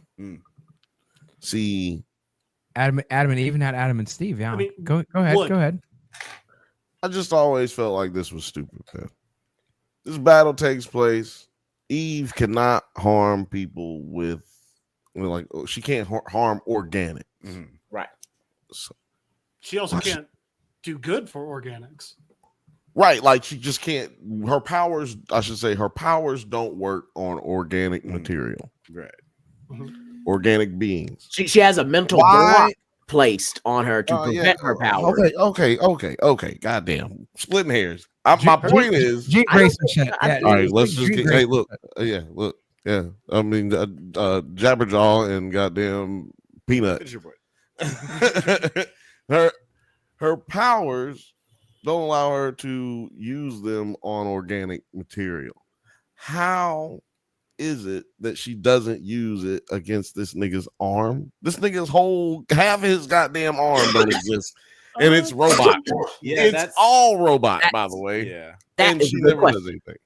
Yeah, she should have That is I know. Bill, you already gave us this answer. She's stupid. She's dumb. There you go. You did say that. Again, there you go. Her thoughts were armor and mace.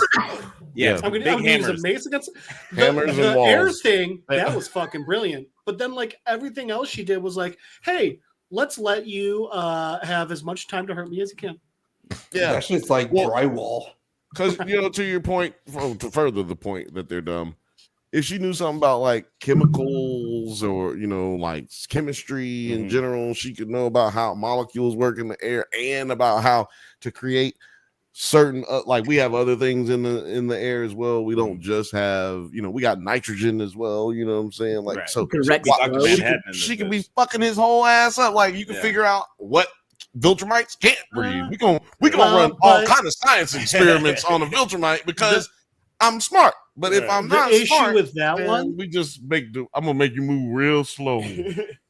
The issue with that one is Viltrumites can fly out into space without like needing like a mask or anything. So right, but there is damn. God, shout outs to Athelius I can't say for making the Mike Tyson reference through. You know what I was about this to say. fucking comic book. You know that what is great.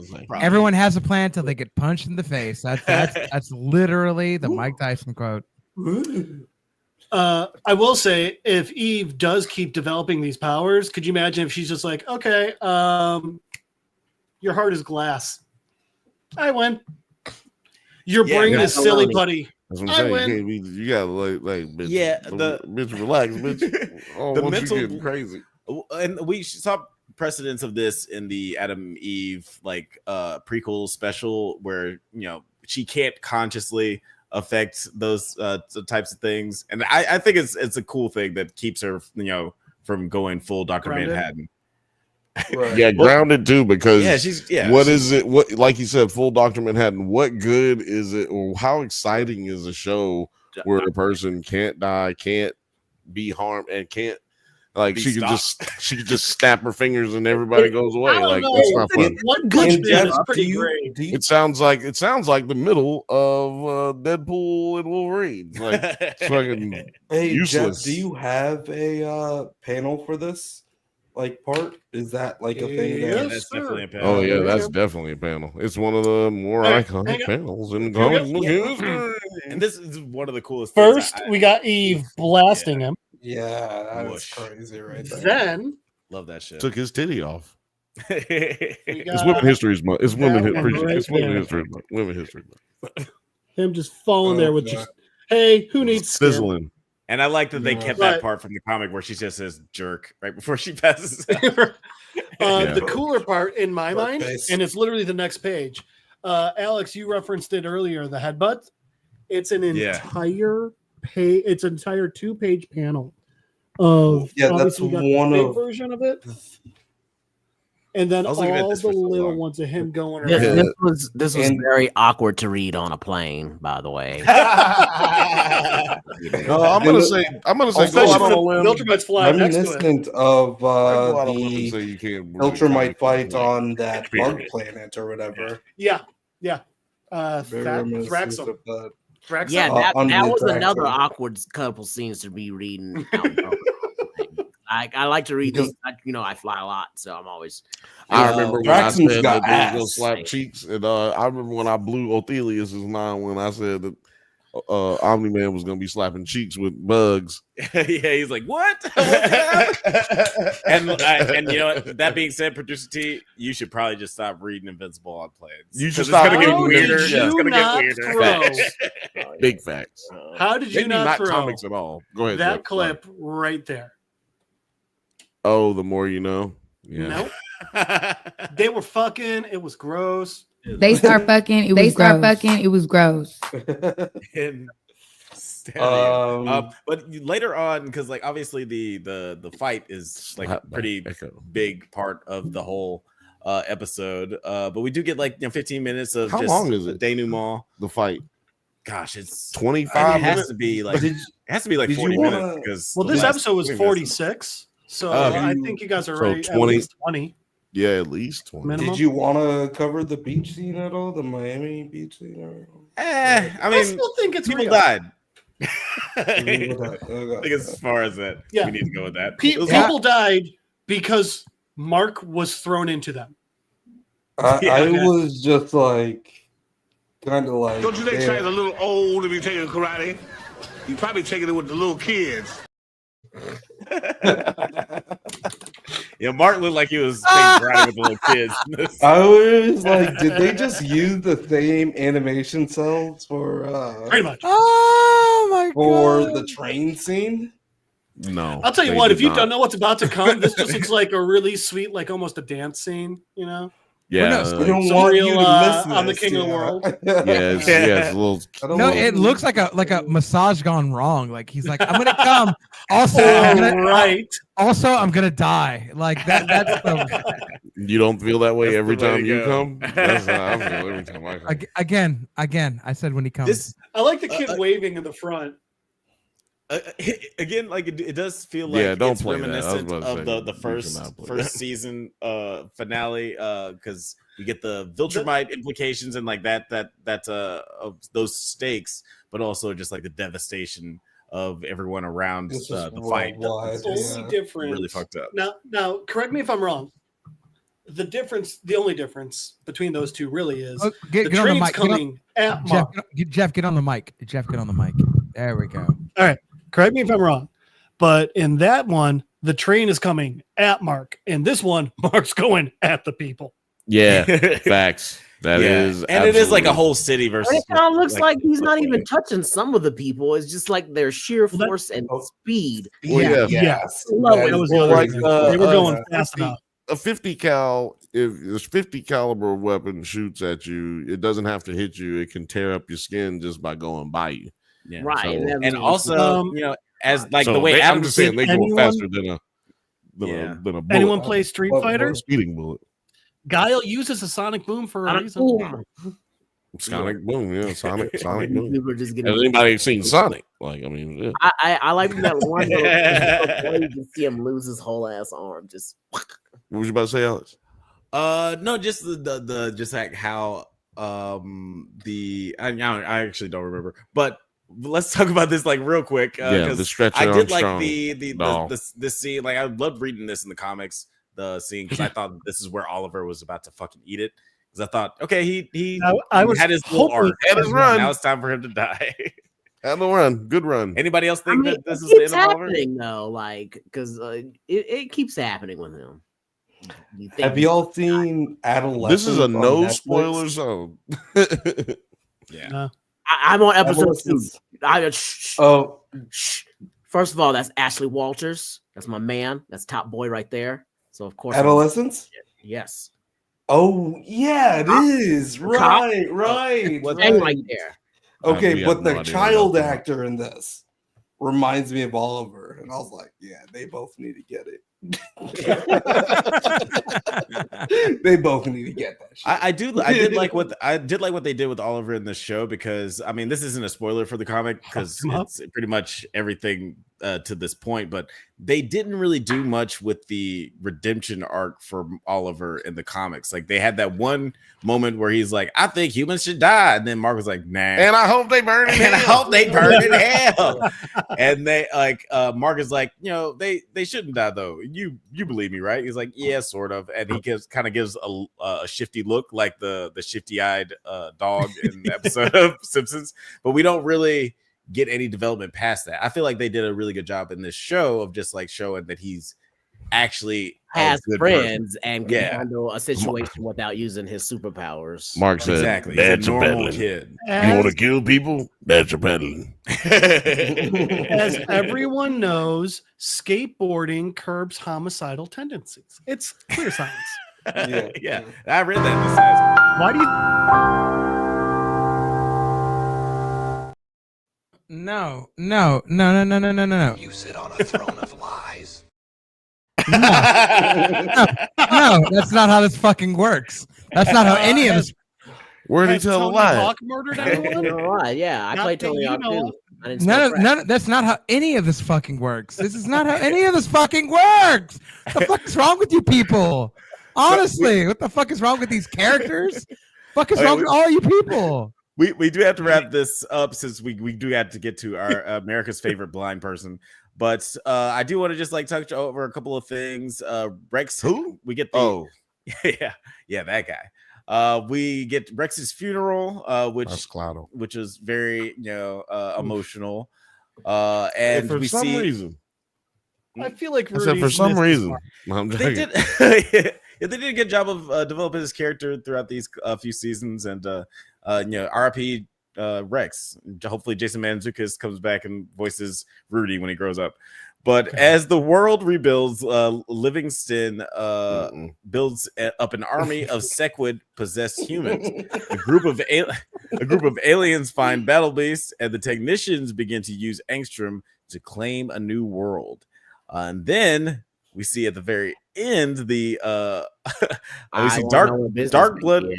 Dark Blood meets with a demon overlord to help reinstate him as Hell's ruler by exploiting a powerful being on Earth. Now this part is wholly original. We got this like show. It was this weird montage Well, shit's gonna be fucked up next year. Yeah, for like 8 Shit minutes. gonna be fucked up next year. Like it's like this is going to show you what the comic definitely spells out. There is no break for this nigga Mark. Here's a rumor. I'm gonna start it. This scene is a segue for them to bring in Spawn.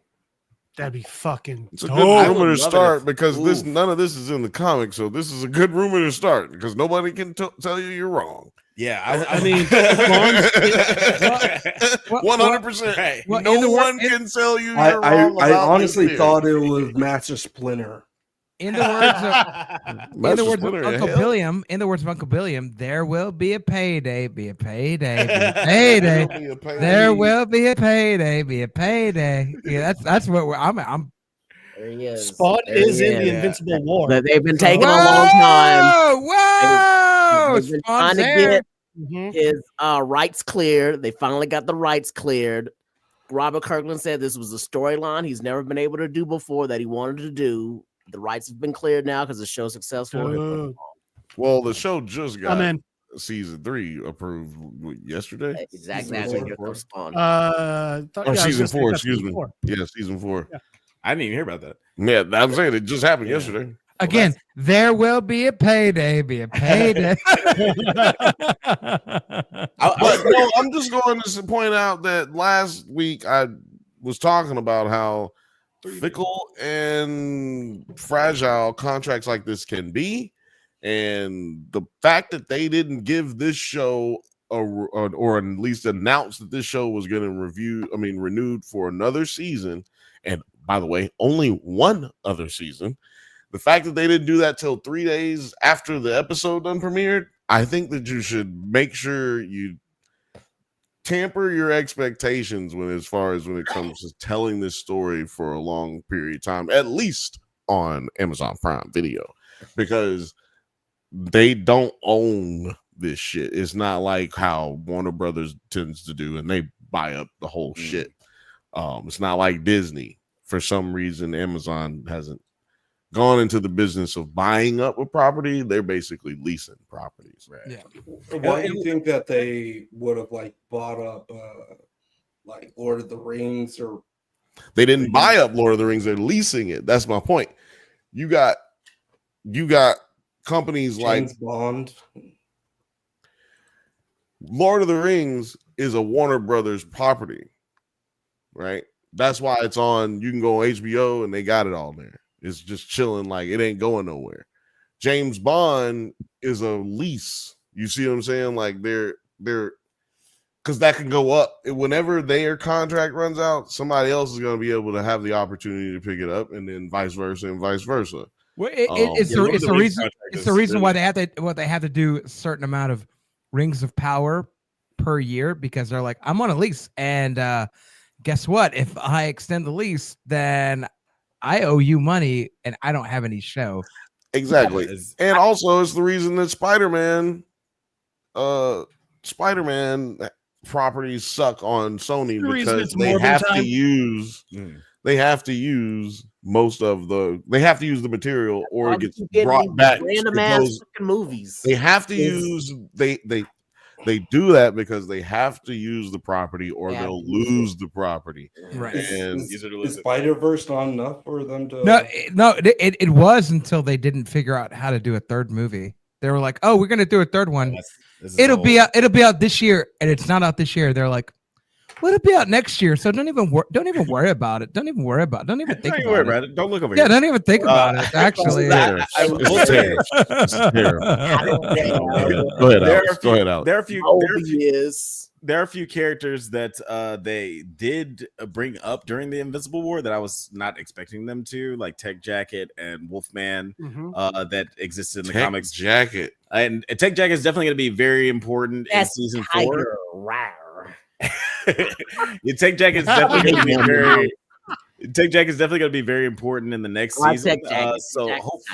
Hopefully we can get some more characters, like maybe Savage Dragon. I love the Savage Dragon cartoon as a kid. That's the one. I really hope that cartoon was lit. Also, Savage Dragon. one of my favorite rock bands that I started back in the early 90s. We all started Dragon. Yeah. Friend of the show. Yeah. When Robot says that he is changing his name from Rudy to Rex, how do you guys feel about that? That's fucking weird. well, he's all, man. It's not That's weird. not cool. It's not weird. He's already Rex. He is Rex. So if you're gonna go ahead and accept I'm saying if you can accept that, then there's nothing weirder than him being the nigga. So him taking the name might as well have took the name in the first place. This has fucking been weird anyway. It wouldn't. Why are you talking, you weird ass little nigga? Like this weird ass nigga. It does make sense. Okay, this is why one is acceptable and the other isn't. Is because I didn't fuck. You say I'm a superhero. Let's just say I'm bulletproof. I'm bulletproof. I'm the new nigga on the team. Here I am doing my thing. Bulletproof. What's up? All right. Well, guess what? I didn't fucking know Rudy Rex when he was a little kid. So me seeing him as a little kid and you saying, oh, he's gonna look like this nigga when he's an adult. Well, okay, that is weird. Doesn't register to me yet because I don't know him now. But now that I gotta call him by his little name too, and then I definitely know you're gonna. First of all, you said the little kid. This nigga, grown ass man, that took a little kid body, which make it even more nasty. Is grown. He's a grown ass man. Now he got a little baby pee. That is gross. It's not hang on. This all adds to the show. Was it Gen V? The Gen V show, right? Doesn't all add to it? Where the dad is a superhero, and the kid is like literally trying to live up to the dad. That's all he's trying to do. And it vaguely, I mean, this is supposed to tie into this, right? Like, so it vaguely reminds me of this. It's like, dude, like, it's not the properties. That's the boys. Well, yeah. Jeff, shut the fuck up real quick. I need you to shut the fuck up real quick. I'm trying to figure out where you're going. I was gonna let you land the plane. Yeah, let me land the plane, but Jeff's over. Jeff's over here. I think the plane. Jeff's over here. You better land it better than Delta. Jeff's over here 9/11 my shit, and I don't fucking know if I could do it anymore because he's got some box cutters. He's got some box cutters. Go outside, nerd. Get out. Go. I ain't got time to be distracted by your worthless chime-ins. Go. But what they want to do is they do want to integrate all these properties to understand that, like, hey, property of boys is integrated with Invincible, which is why I got into Invincible, quite honestly, because they said that it was part of it. And I was like, okay, cool. Like, let me check this out. Jeff. Go ahead, do it, Jeff. I'm not done. I'm not done. What I'm trying to tell you, though. I'm not done. Are you done? No, I'm not done. You tell me that I'm done, but I'm not done. I'll talk over Jeff. I don't give a shit. Go ahead, man. I don't care. I'm trying to make this faster for you. No, you're not. You're trying to make this more difficult for me, and don't do it. What I'm saying is, I can understand where they're trying to do the whole, like, this dad has these powers, the son has these powers. Let's make sure that people. No, Terry, I hope it's one of your clones talking right now because I don't give a shit what's going on. What I'm saying is the fact that they have like a dad with parents with powers, integrating it with children with powers. It's cool to see it in live action. It's an interesting thing to see it in cartoon form, but the reason I got into it in cartoon form is because I saw it in live action form. I can't be the first person to do this. And I'm not the only person to do this. You definitely are the first person. They're different companies. Yeah, I understand that. Invincible's owned by Image. The Boys is owned by DC. They're not going to be able to cross over. They don't exist in the same universe. Sure. You are definitely the first person to do it.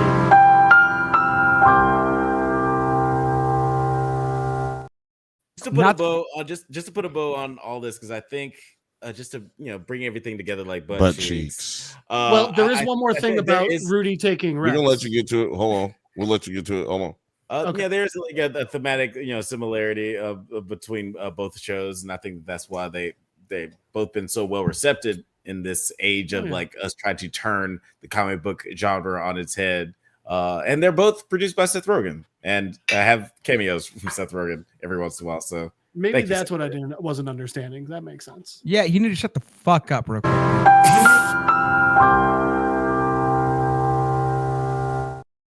I'm done. Oh, go ahead, Alex. Is this is it February? Because I feel like it's Valentine's Day. Of all These the last the last 2 episodes of the Drink Banthas have been crazy as shit. Dude. This has been a chaotic month. But wait a minute, the podcast or just all the last 2 weeks? Yes. I mean the last 2 weeks as well. In real life or whatever. The Bantha bunch has been pretty tame, actually. I don't know. The Bantha bunch is supposed to be the crazy one. Last week was that's crazy. So Rudy,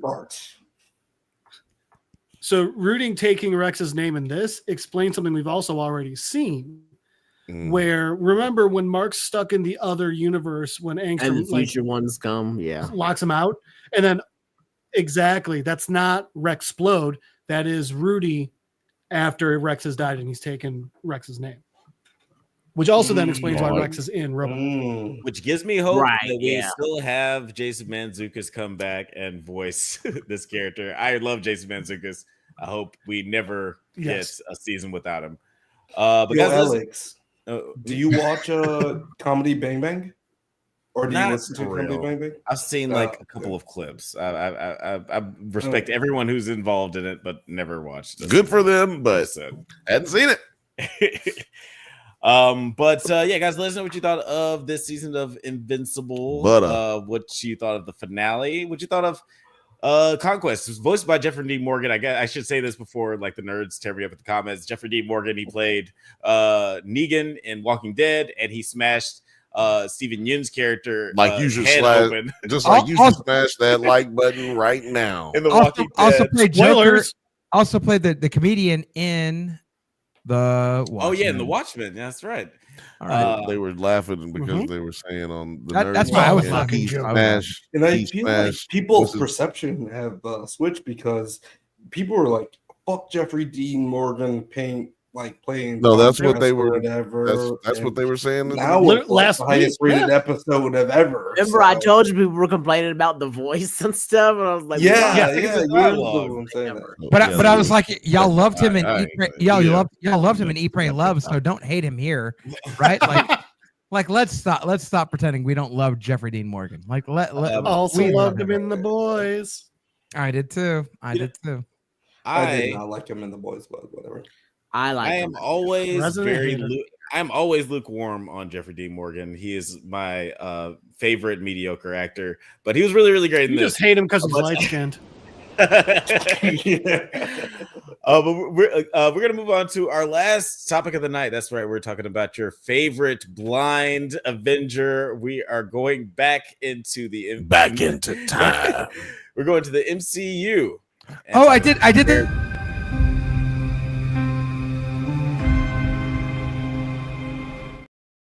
I did the movie with y'all. I know what this is about. Go ahead. Go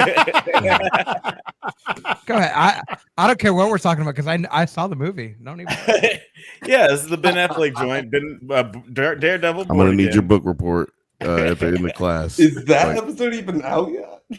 Oh yeah, it came out. It came out last week, dude. Are you not? Do you not follow Junk Banthas? I do. Oh, come on. No, Daredevil doesn't hold up. Oh, you're about as blind right now as Daredevil is with Junk Banthas episode. 100%. Dude, I got my notifications on. Oh. I mean, no, that's the story of our life. But Alex, go ahead. That's one of the best Robot Chickens, by the way. So in this episode, in the Hector Ayala trial, Matt loses his key witness and is forced to out Hector's vigilante ID in open court to avoid a conviction. Wilson and Vanessa disagree on whether they should get involved when an incident between rival criminal gangs occurs. Now, this is a pretty interesting episode because there's not really any action necessarily in this episode, but it still very much works, and it kind of makes me think about what the show could have been in like its first iteration when they were trying to reboot it, and they said that it's mostly a crime drama, 6 episodes where Matt's not in the suit. And we got a little taste of that. Producer Dick Wolf. This episode kind of feels that way, but I'm glad that we're not. I'm glad. At least I hope that we're not going to get this the whole season. But I did appreciate the way that we call that She-Hulk. That's what we call that. I watched. I mean, that's what they did with She-Hulk. They decided to go in the direction of making it a court film rather than making it a Monster of the Week or any type of Battle of the Week type film, type show. And guess who we also got? Guess who we also got in that? Maddie Murdock. Motherfucking Maddie Murdock. So yeah, glad they're not, I mean, I hope they're not going to go that way, because if they do, I will only be watching until episode 5. If we do mustard, y'all, I will leave at the end of every episode when we start talking about this shit. If that's what kind of fucking show we're gonna get. If we do, then my Hulk Dick's gonna get just as hard as the end of She-Hulk. So I'm ready for this. I'm ready for this season. Let's fucking go, dude. Like I'm all about it. Happy St. Patty's Day. Irish-ish is all I'm saying. Jeff has a little bit more thoughts about this. Jeff, what do you think about this episode? Because I didn't watch it.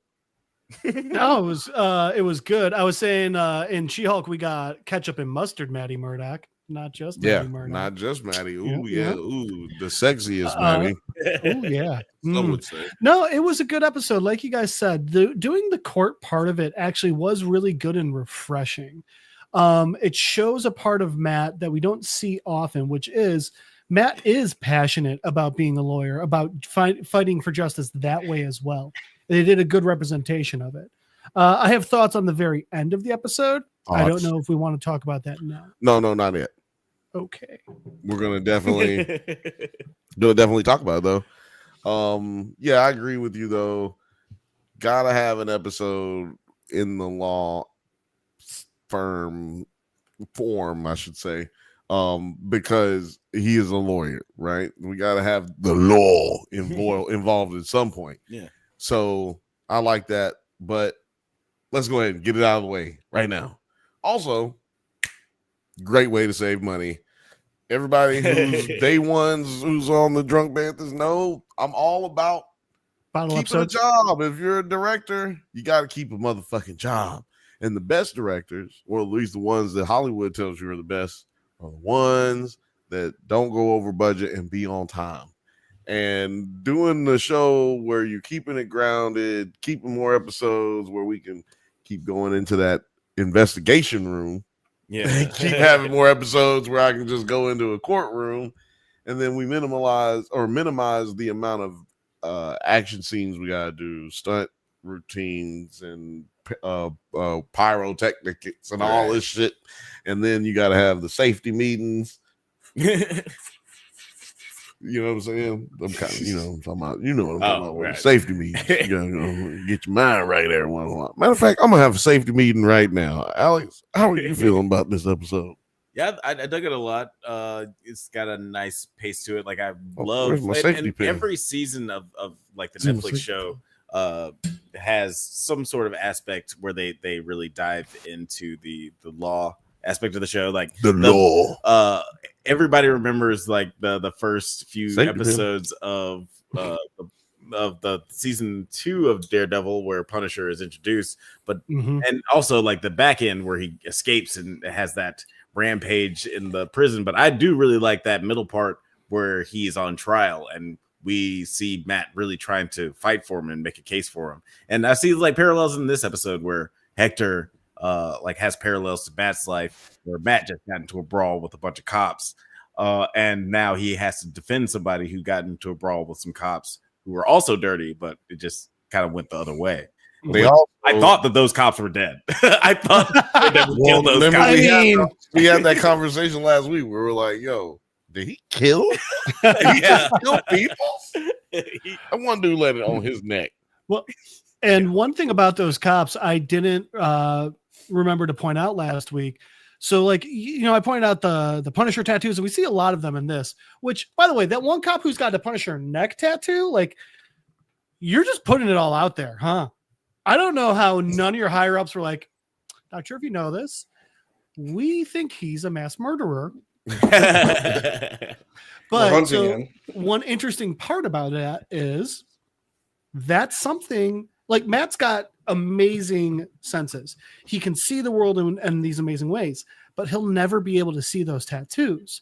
So while that's a dead giveaway for these crooked cops, that's something he just can't do, you know? Yeah, no, that's a great point. There's all kinds of evidence around him, but he can't even pick up on it because we've seen a few tattoos on a few different police officers signifying that they are on the side of the vigilante. What? I was just handing is he Punisher? But thank you. Yeah, all I can think about is that dude online on the internet. Thank you. Said, Yes. You know what it is. You know what it is. You blind motherfucker. Which is unsensitive, probably. Yeah. So this is the only time that I will be able to say that Lauren Michaels and I share the same ideal. Inside jokes that nobody knows. We're the only. We're the only people who do. I mean, I am the only person. There's no one else who knows what you're talking about. I'm gonna have to pull it as a clip. We're gonna have to move on. We have to move on. But what did you guys think of the character of Hector and the White Tiger? And like how like his relationship with Matt. T, I'll let you go. What did you think? I'm sorry, Vanessa. I still haven't watched this. I'm also gonna go because I am tired. So night, buddy. All right. Well, before you get out of here, T, you want to tell the people where they can find you on the interwebs? No. So I'm too tired for that shit. They can always find me at T Pens Co. where you can order some pens and stuff. Do that. There it is. Check it out in the video description. T, get some rest. Thanks for hanging out with us. I don't think I could have said it, but oh my god! No. No, I knew that was gonna happen. That's why I left it. But I wanted to say, oh my god, like that. Oh my god. No, I definitely wasn't gonna say it like that. Say it like I'm Mariah Carey and Luther Vandross combined. No, thank you. But do me a favor, please. Get out of here. Get out of here, man. That's one of my favorite drops. I hope he's still alive and not as upset. Yeah, I hope he's in a better place. I hope he's doing really well in his life right now. Like honestly, that's what I'm saying. Because he is not right there. He is. I feel that's all I think about every time I see that. Damn, how is that? Like, I hope he's doing good. Nine, what did you think of Hector's character and like? Are you fucking with that? Are you fucking with the suit? Are you fucking with the White Tiger fucking with it or not fucking with it? I'm Daredevil to the series right now. He has also not watched an episode. I'm Daredevil, bro. I have brought back. I don't have a bandana or something. It looks cool, but I have not seen it. So good. Oh, awesome! So, I'll tell you how I felt about the costume. Yeah. Hated it. Took that shit back to 1974. Yeah, he doesn't have the same tailor as he might as well be called Mexican Wolf, or what was his name? White Tiger. He might as well be called Mexican White Tiger, or Puerto Rican White Tiger, because not El Lupo.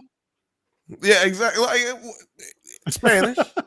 Is yeah, you know, Spanish. Is it comic book accurate? No, that doesn't make sense. Is it comic book accurate? Nope, yes, and that's the issue, is because we ain't seen this character since the 70s. So I just think it's funny when like everyone's like, "Hey, I need it comic book accurate," and then when it's comic book accurate. I'm not one of those people I don't care about it. No, not you, but like I know what you're saying. I'm like, not one of those people. I do understand what you're saying. Now I do agree. There's somebody out there who hates when they don't do the comic book accurate, but hates this costume as well. I just hate this costume because one, the comic book, the medallion gives him the costume, and so it's not like this like putting on a. And also, exactly. I don't want to go into the death scene at the end, but I'm gonna do it and throw it to Jeff. But also, he wouldn't have been able to get shot in the head like that if it was really like it was, because he has a small healing factor, and the shit provides, like the medallion, the suit, it provides this small, albeit small, level of protection. Should I download the episode? So yes. yeah. So I don't know enough about his powers. I just researched to it. refute that. I think that the way that he died actually did make sense. I think it was like one of those very few ways of. I think if he was in a fight and getting like pop, pop, pop, pop, he would have been okay. But I mean, just like a quick to the dome, I think actually probably would have. Now, that being said, it's very slightly different from the comic books in the sense of like two things. One, like Bill said, it's just like the medallion puts it on him. It doesn't like, he doesn't have to like put it on himself. So there's not the different pieces, which it's a very small difference, but enough of one. And also, so like in the comics, it's like the X-Men's outfits. It's almost, it's skin tight, which it's Black not Panther in this. Yeah. Exactly. Yeah. And it's another very small thing. His eyes in the comic are just that standard, the white, and you don't see any pupil or anything, whereas they're cut out in this, and that makes a huge fucking difference. It does. And now, continue. Please continue. I was just gonna say, that being said, I just don't like the fucking.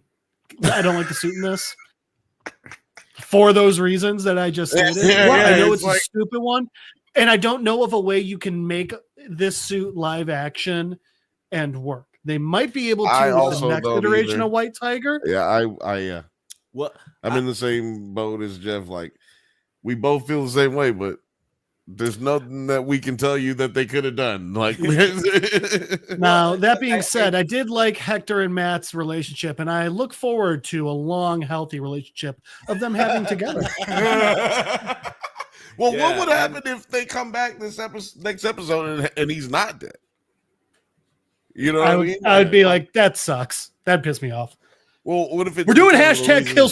We're doing hashtag kill Sabine. Hashtag kill. What if it would? Because what if it had to do with what I was referring to? Like, you know, like, I wouldn't. One of the things I like about this series is people die. There's actual stakes. Yeah. Right. Well, it would make sense to be able to kill him because he, you know. He's kind of a throwaway character in the entire Marvel, like the company. So I would. And the second iteration of White Tiger is the one most people know anyway. I want to bring up something. I don't know if this. Are we talking about Daredevil? Him getting shot in the head? No. Not Daredevil. His client, who he just got innocent. Got so nobody cares about what I'm about to say. Okay, continue what you're saying. What were you about to say, Alex? Well, I was just gonna say, like, with the character of White Tiger, like I don't know. I feel like that it would have.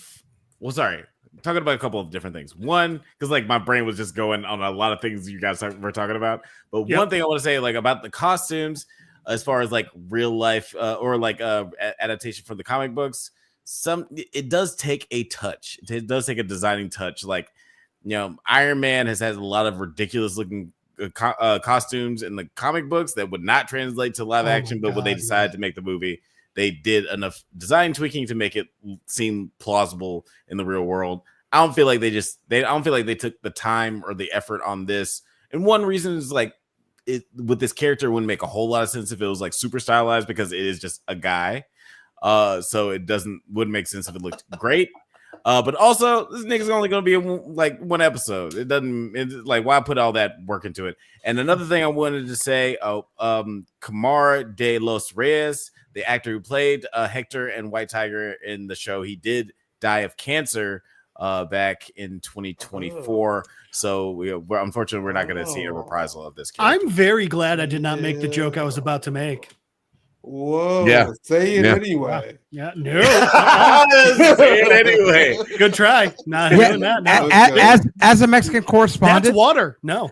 As a Mexican correspondent, I want to hear this joke of what you're going to make about my Mexican DNA.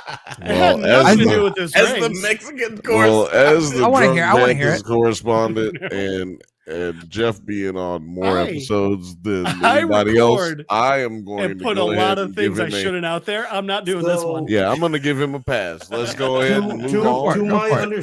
To my understanding, I have not seen this episode, but to my understanding, which is none absolutely whatsoever because you haven't seen this episode. I thought we were letting each other talk. What about Matthew? No, I'm just saying. You said to my talk. understanding. I hadn't seen the episode, but to my understanding. But it's like, I'm saying, did he release his identity out there? No. He did put it in open court.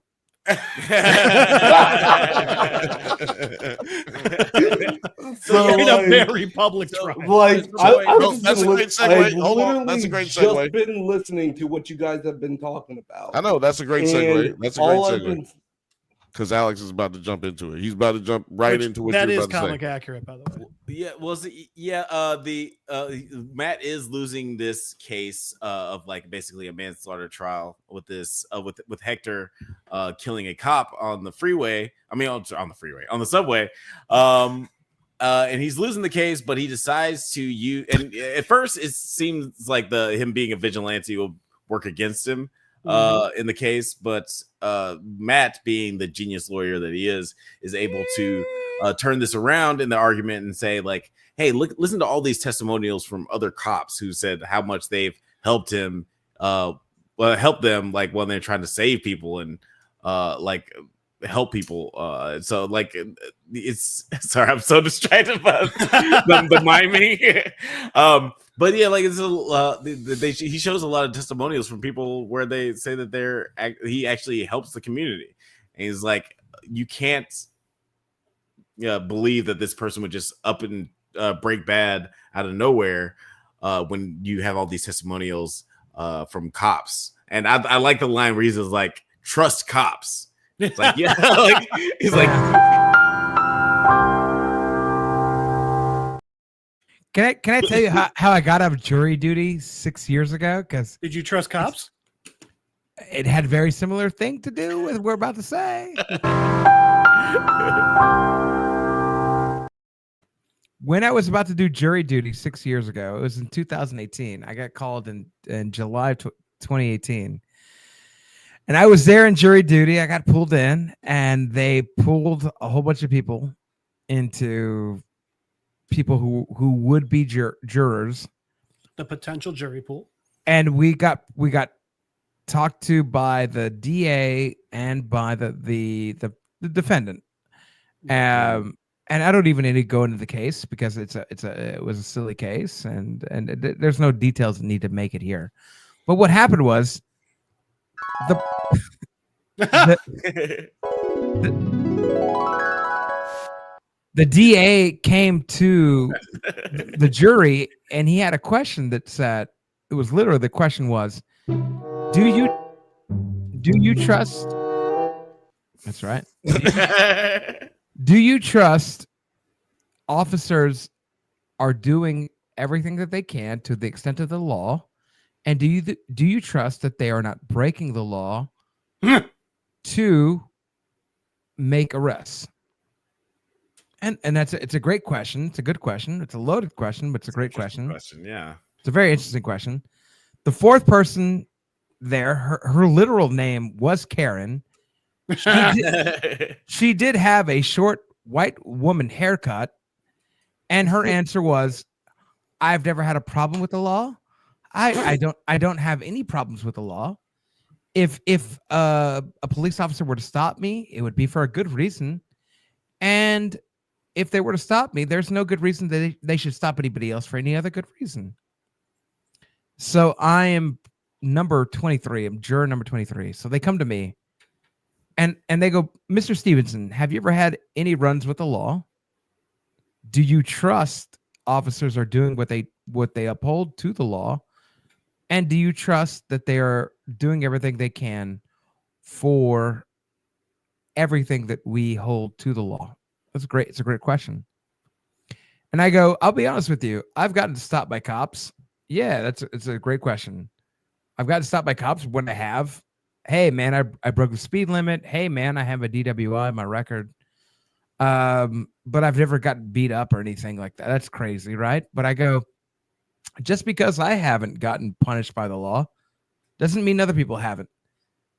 For me to say that the law only works where I see it fit, that's like me saying Well, I've only been to the beach, but sharks don't bite people because I haven't seen it.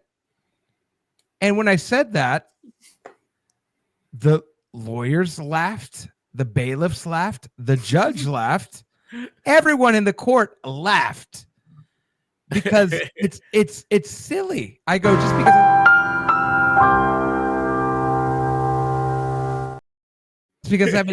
because I haven't seen sharks attack people doesn't mean they don't attack people. There's various footage of sharks attacking people, biting people's legs, biting people's arms. Same way with cops. So just because it hasn't happened to me doesn't mean it hasn't happened to people. So yeah, I mean that's okay. People, move along. There's nothing to see here. It's literally that. But I told them that in the shark analogy, and everybody laughed. And guess who didn't get chosen as a jury member? See, I but do. what drives me crazy about that? I'm gonna do that next time I have jury duty. Oh shit! What drives me crazy about that is I guaranteed you were. No. What drives me crazy is I guaranteed he was able to get you stricken with cause, which means that he doesn't have to use one of his personal strikes. And I think that's bullshit, because I think what you said is a very true and reasonable statement. And the fact that he was able, a lot of what happens in voir dire, I think, is bullshit. But also, what I did, I did a lot of exercise out here. We're learning. I'm learning a lot today. what I didn't add to it is when I said that point, I noticed that Karen, juror number 4, she turned around. She turned around when I said that.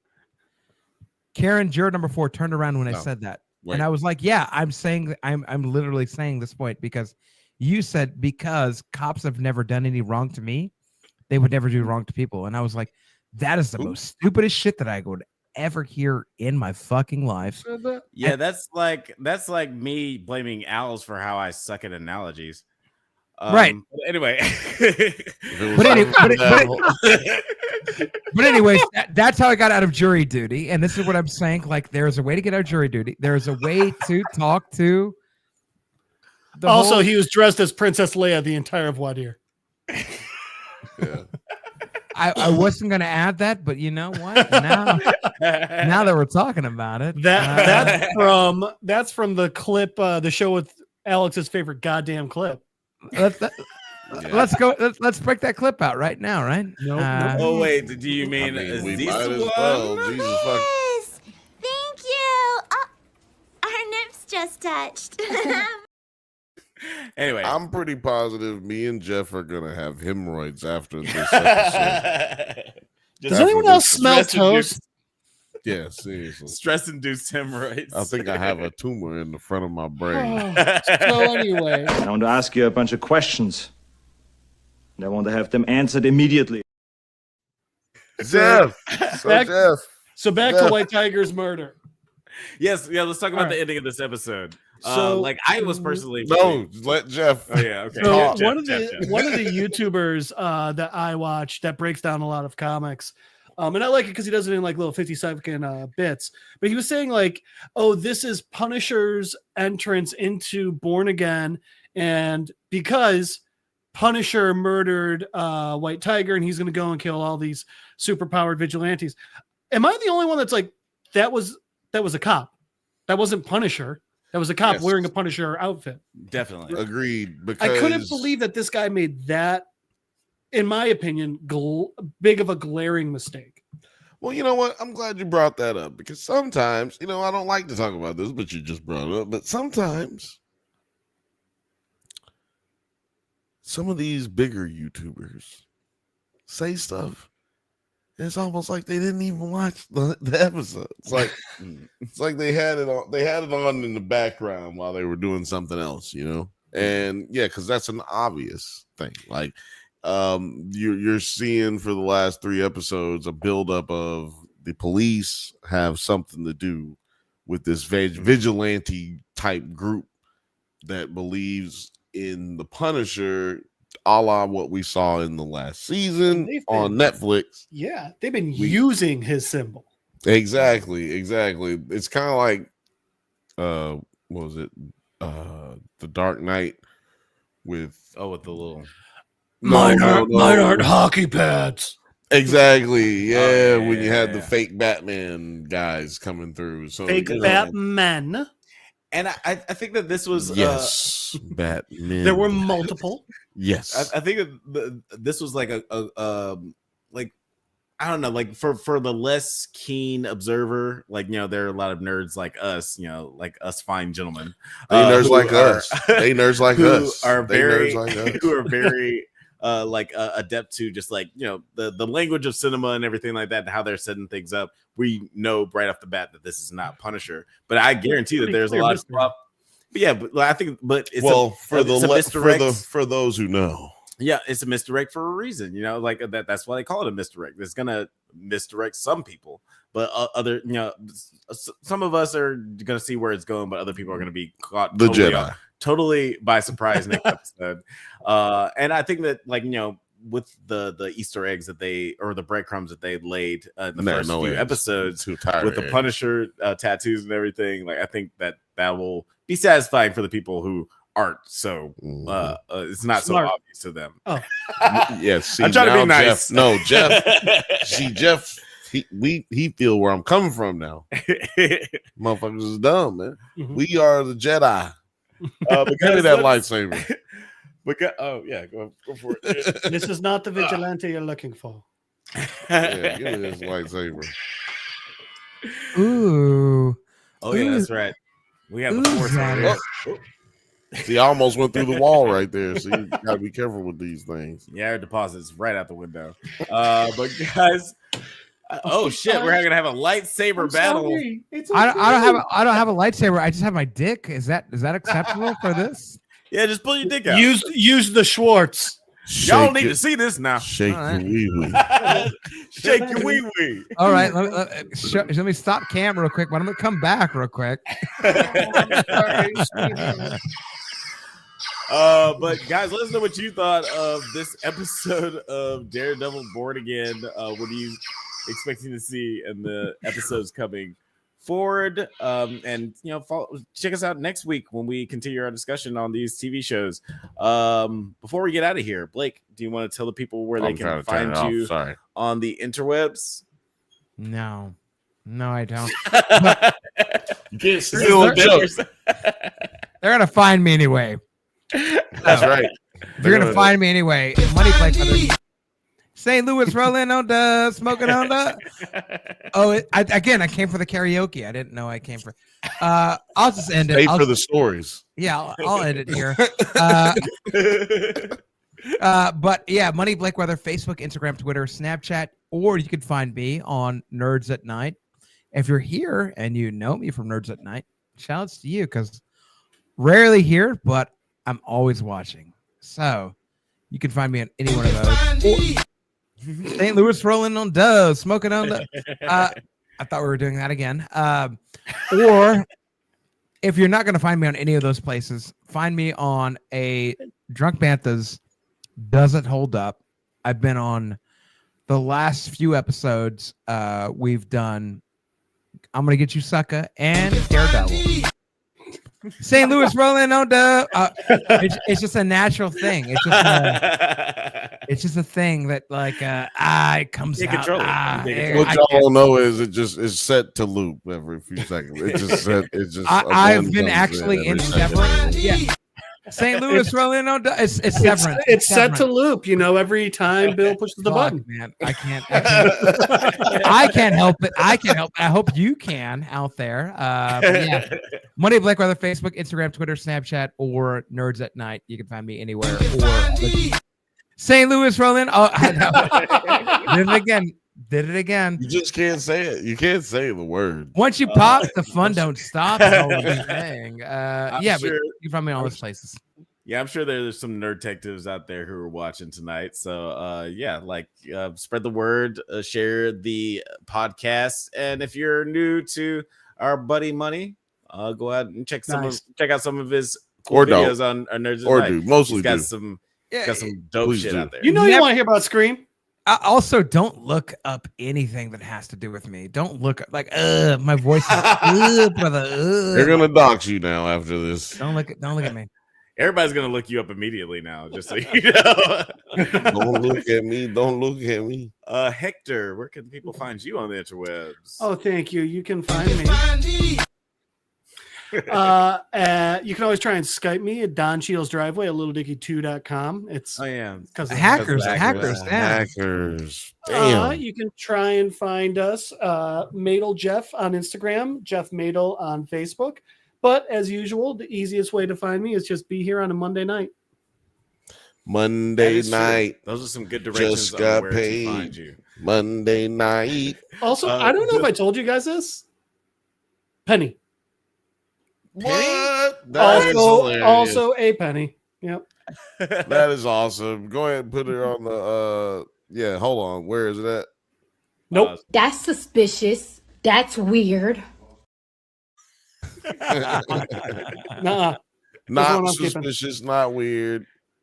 Oh, that's awesome. Penny. What's up, Penny? I want to ask you a bunch of questions. And I want to have them answered immediately. I want Penny and Jeff to be able to get some sleep. Alex, where can the people find you? Oh, that's not important. I'll tell people that at the end. Where can people find you on there? Oh, well, Alex. On Dubs in the South with your bitch on my mouth. I don't know.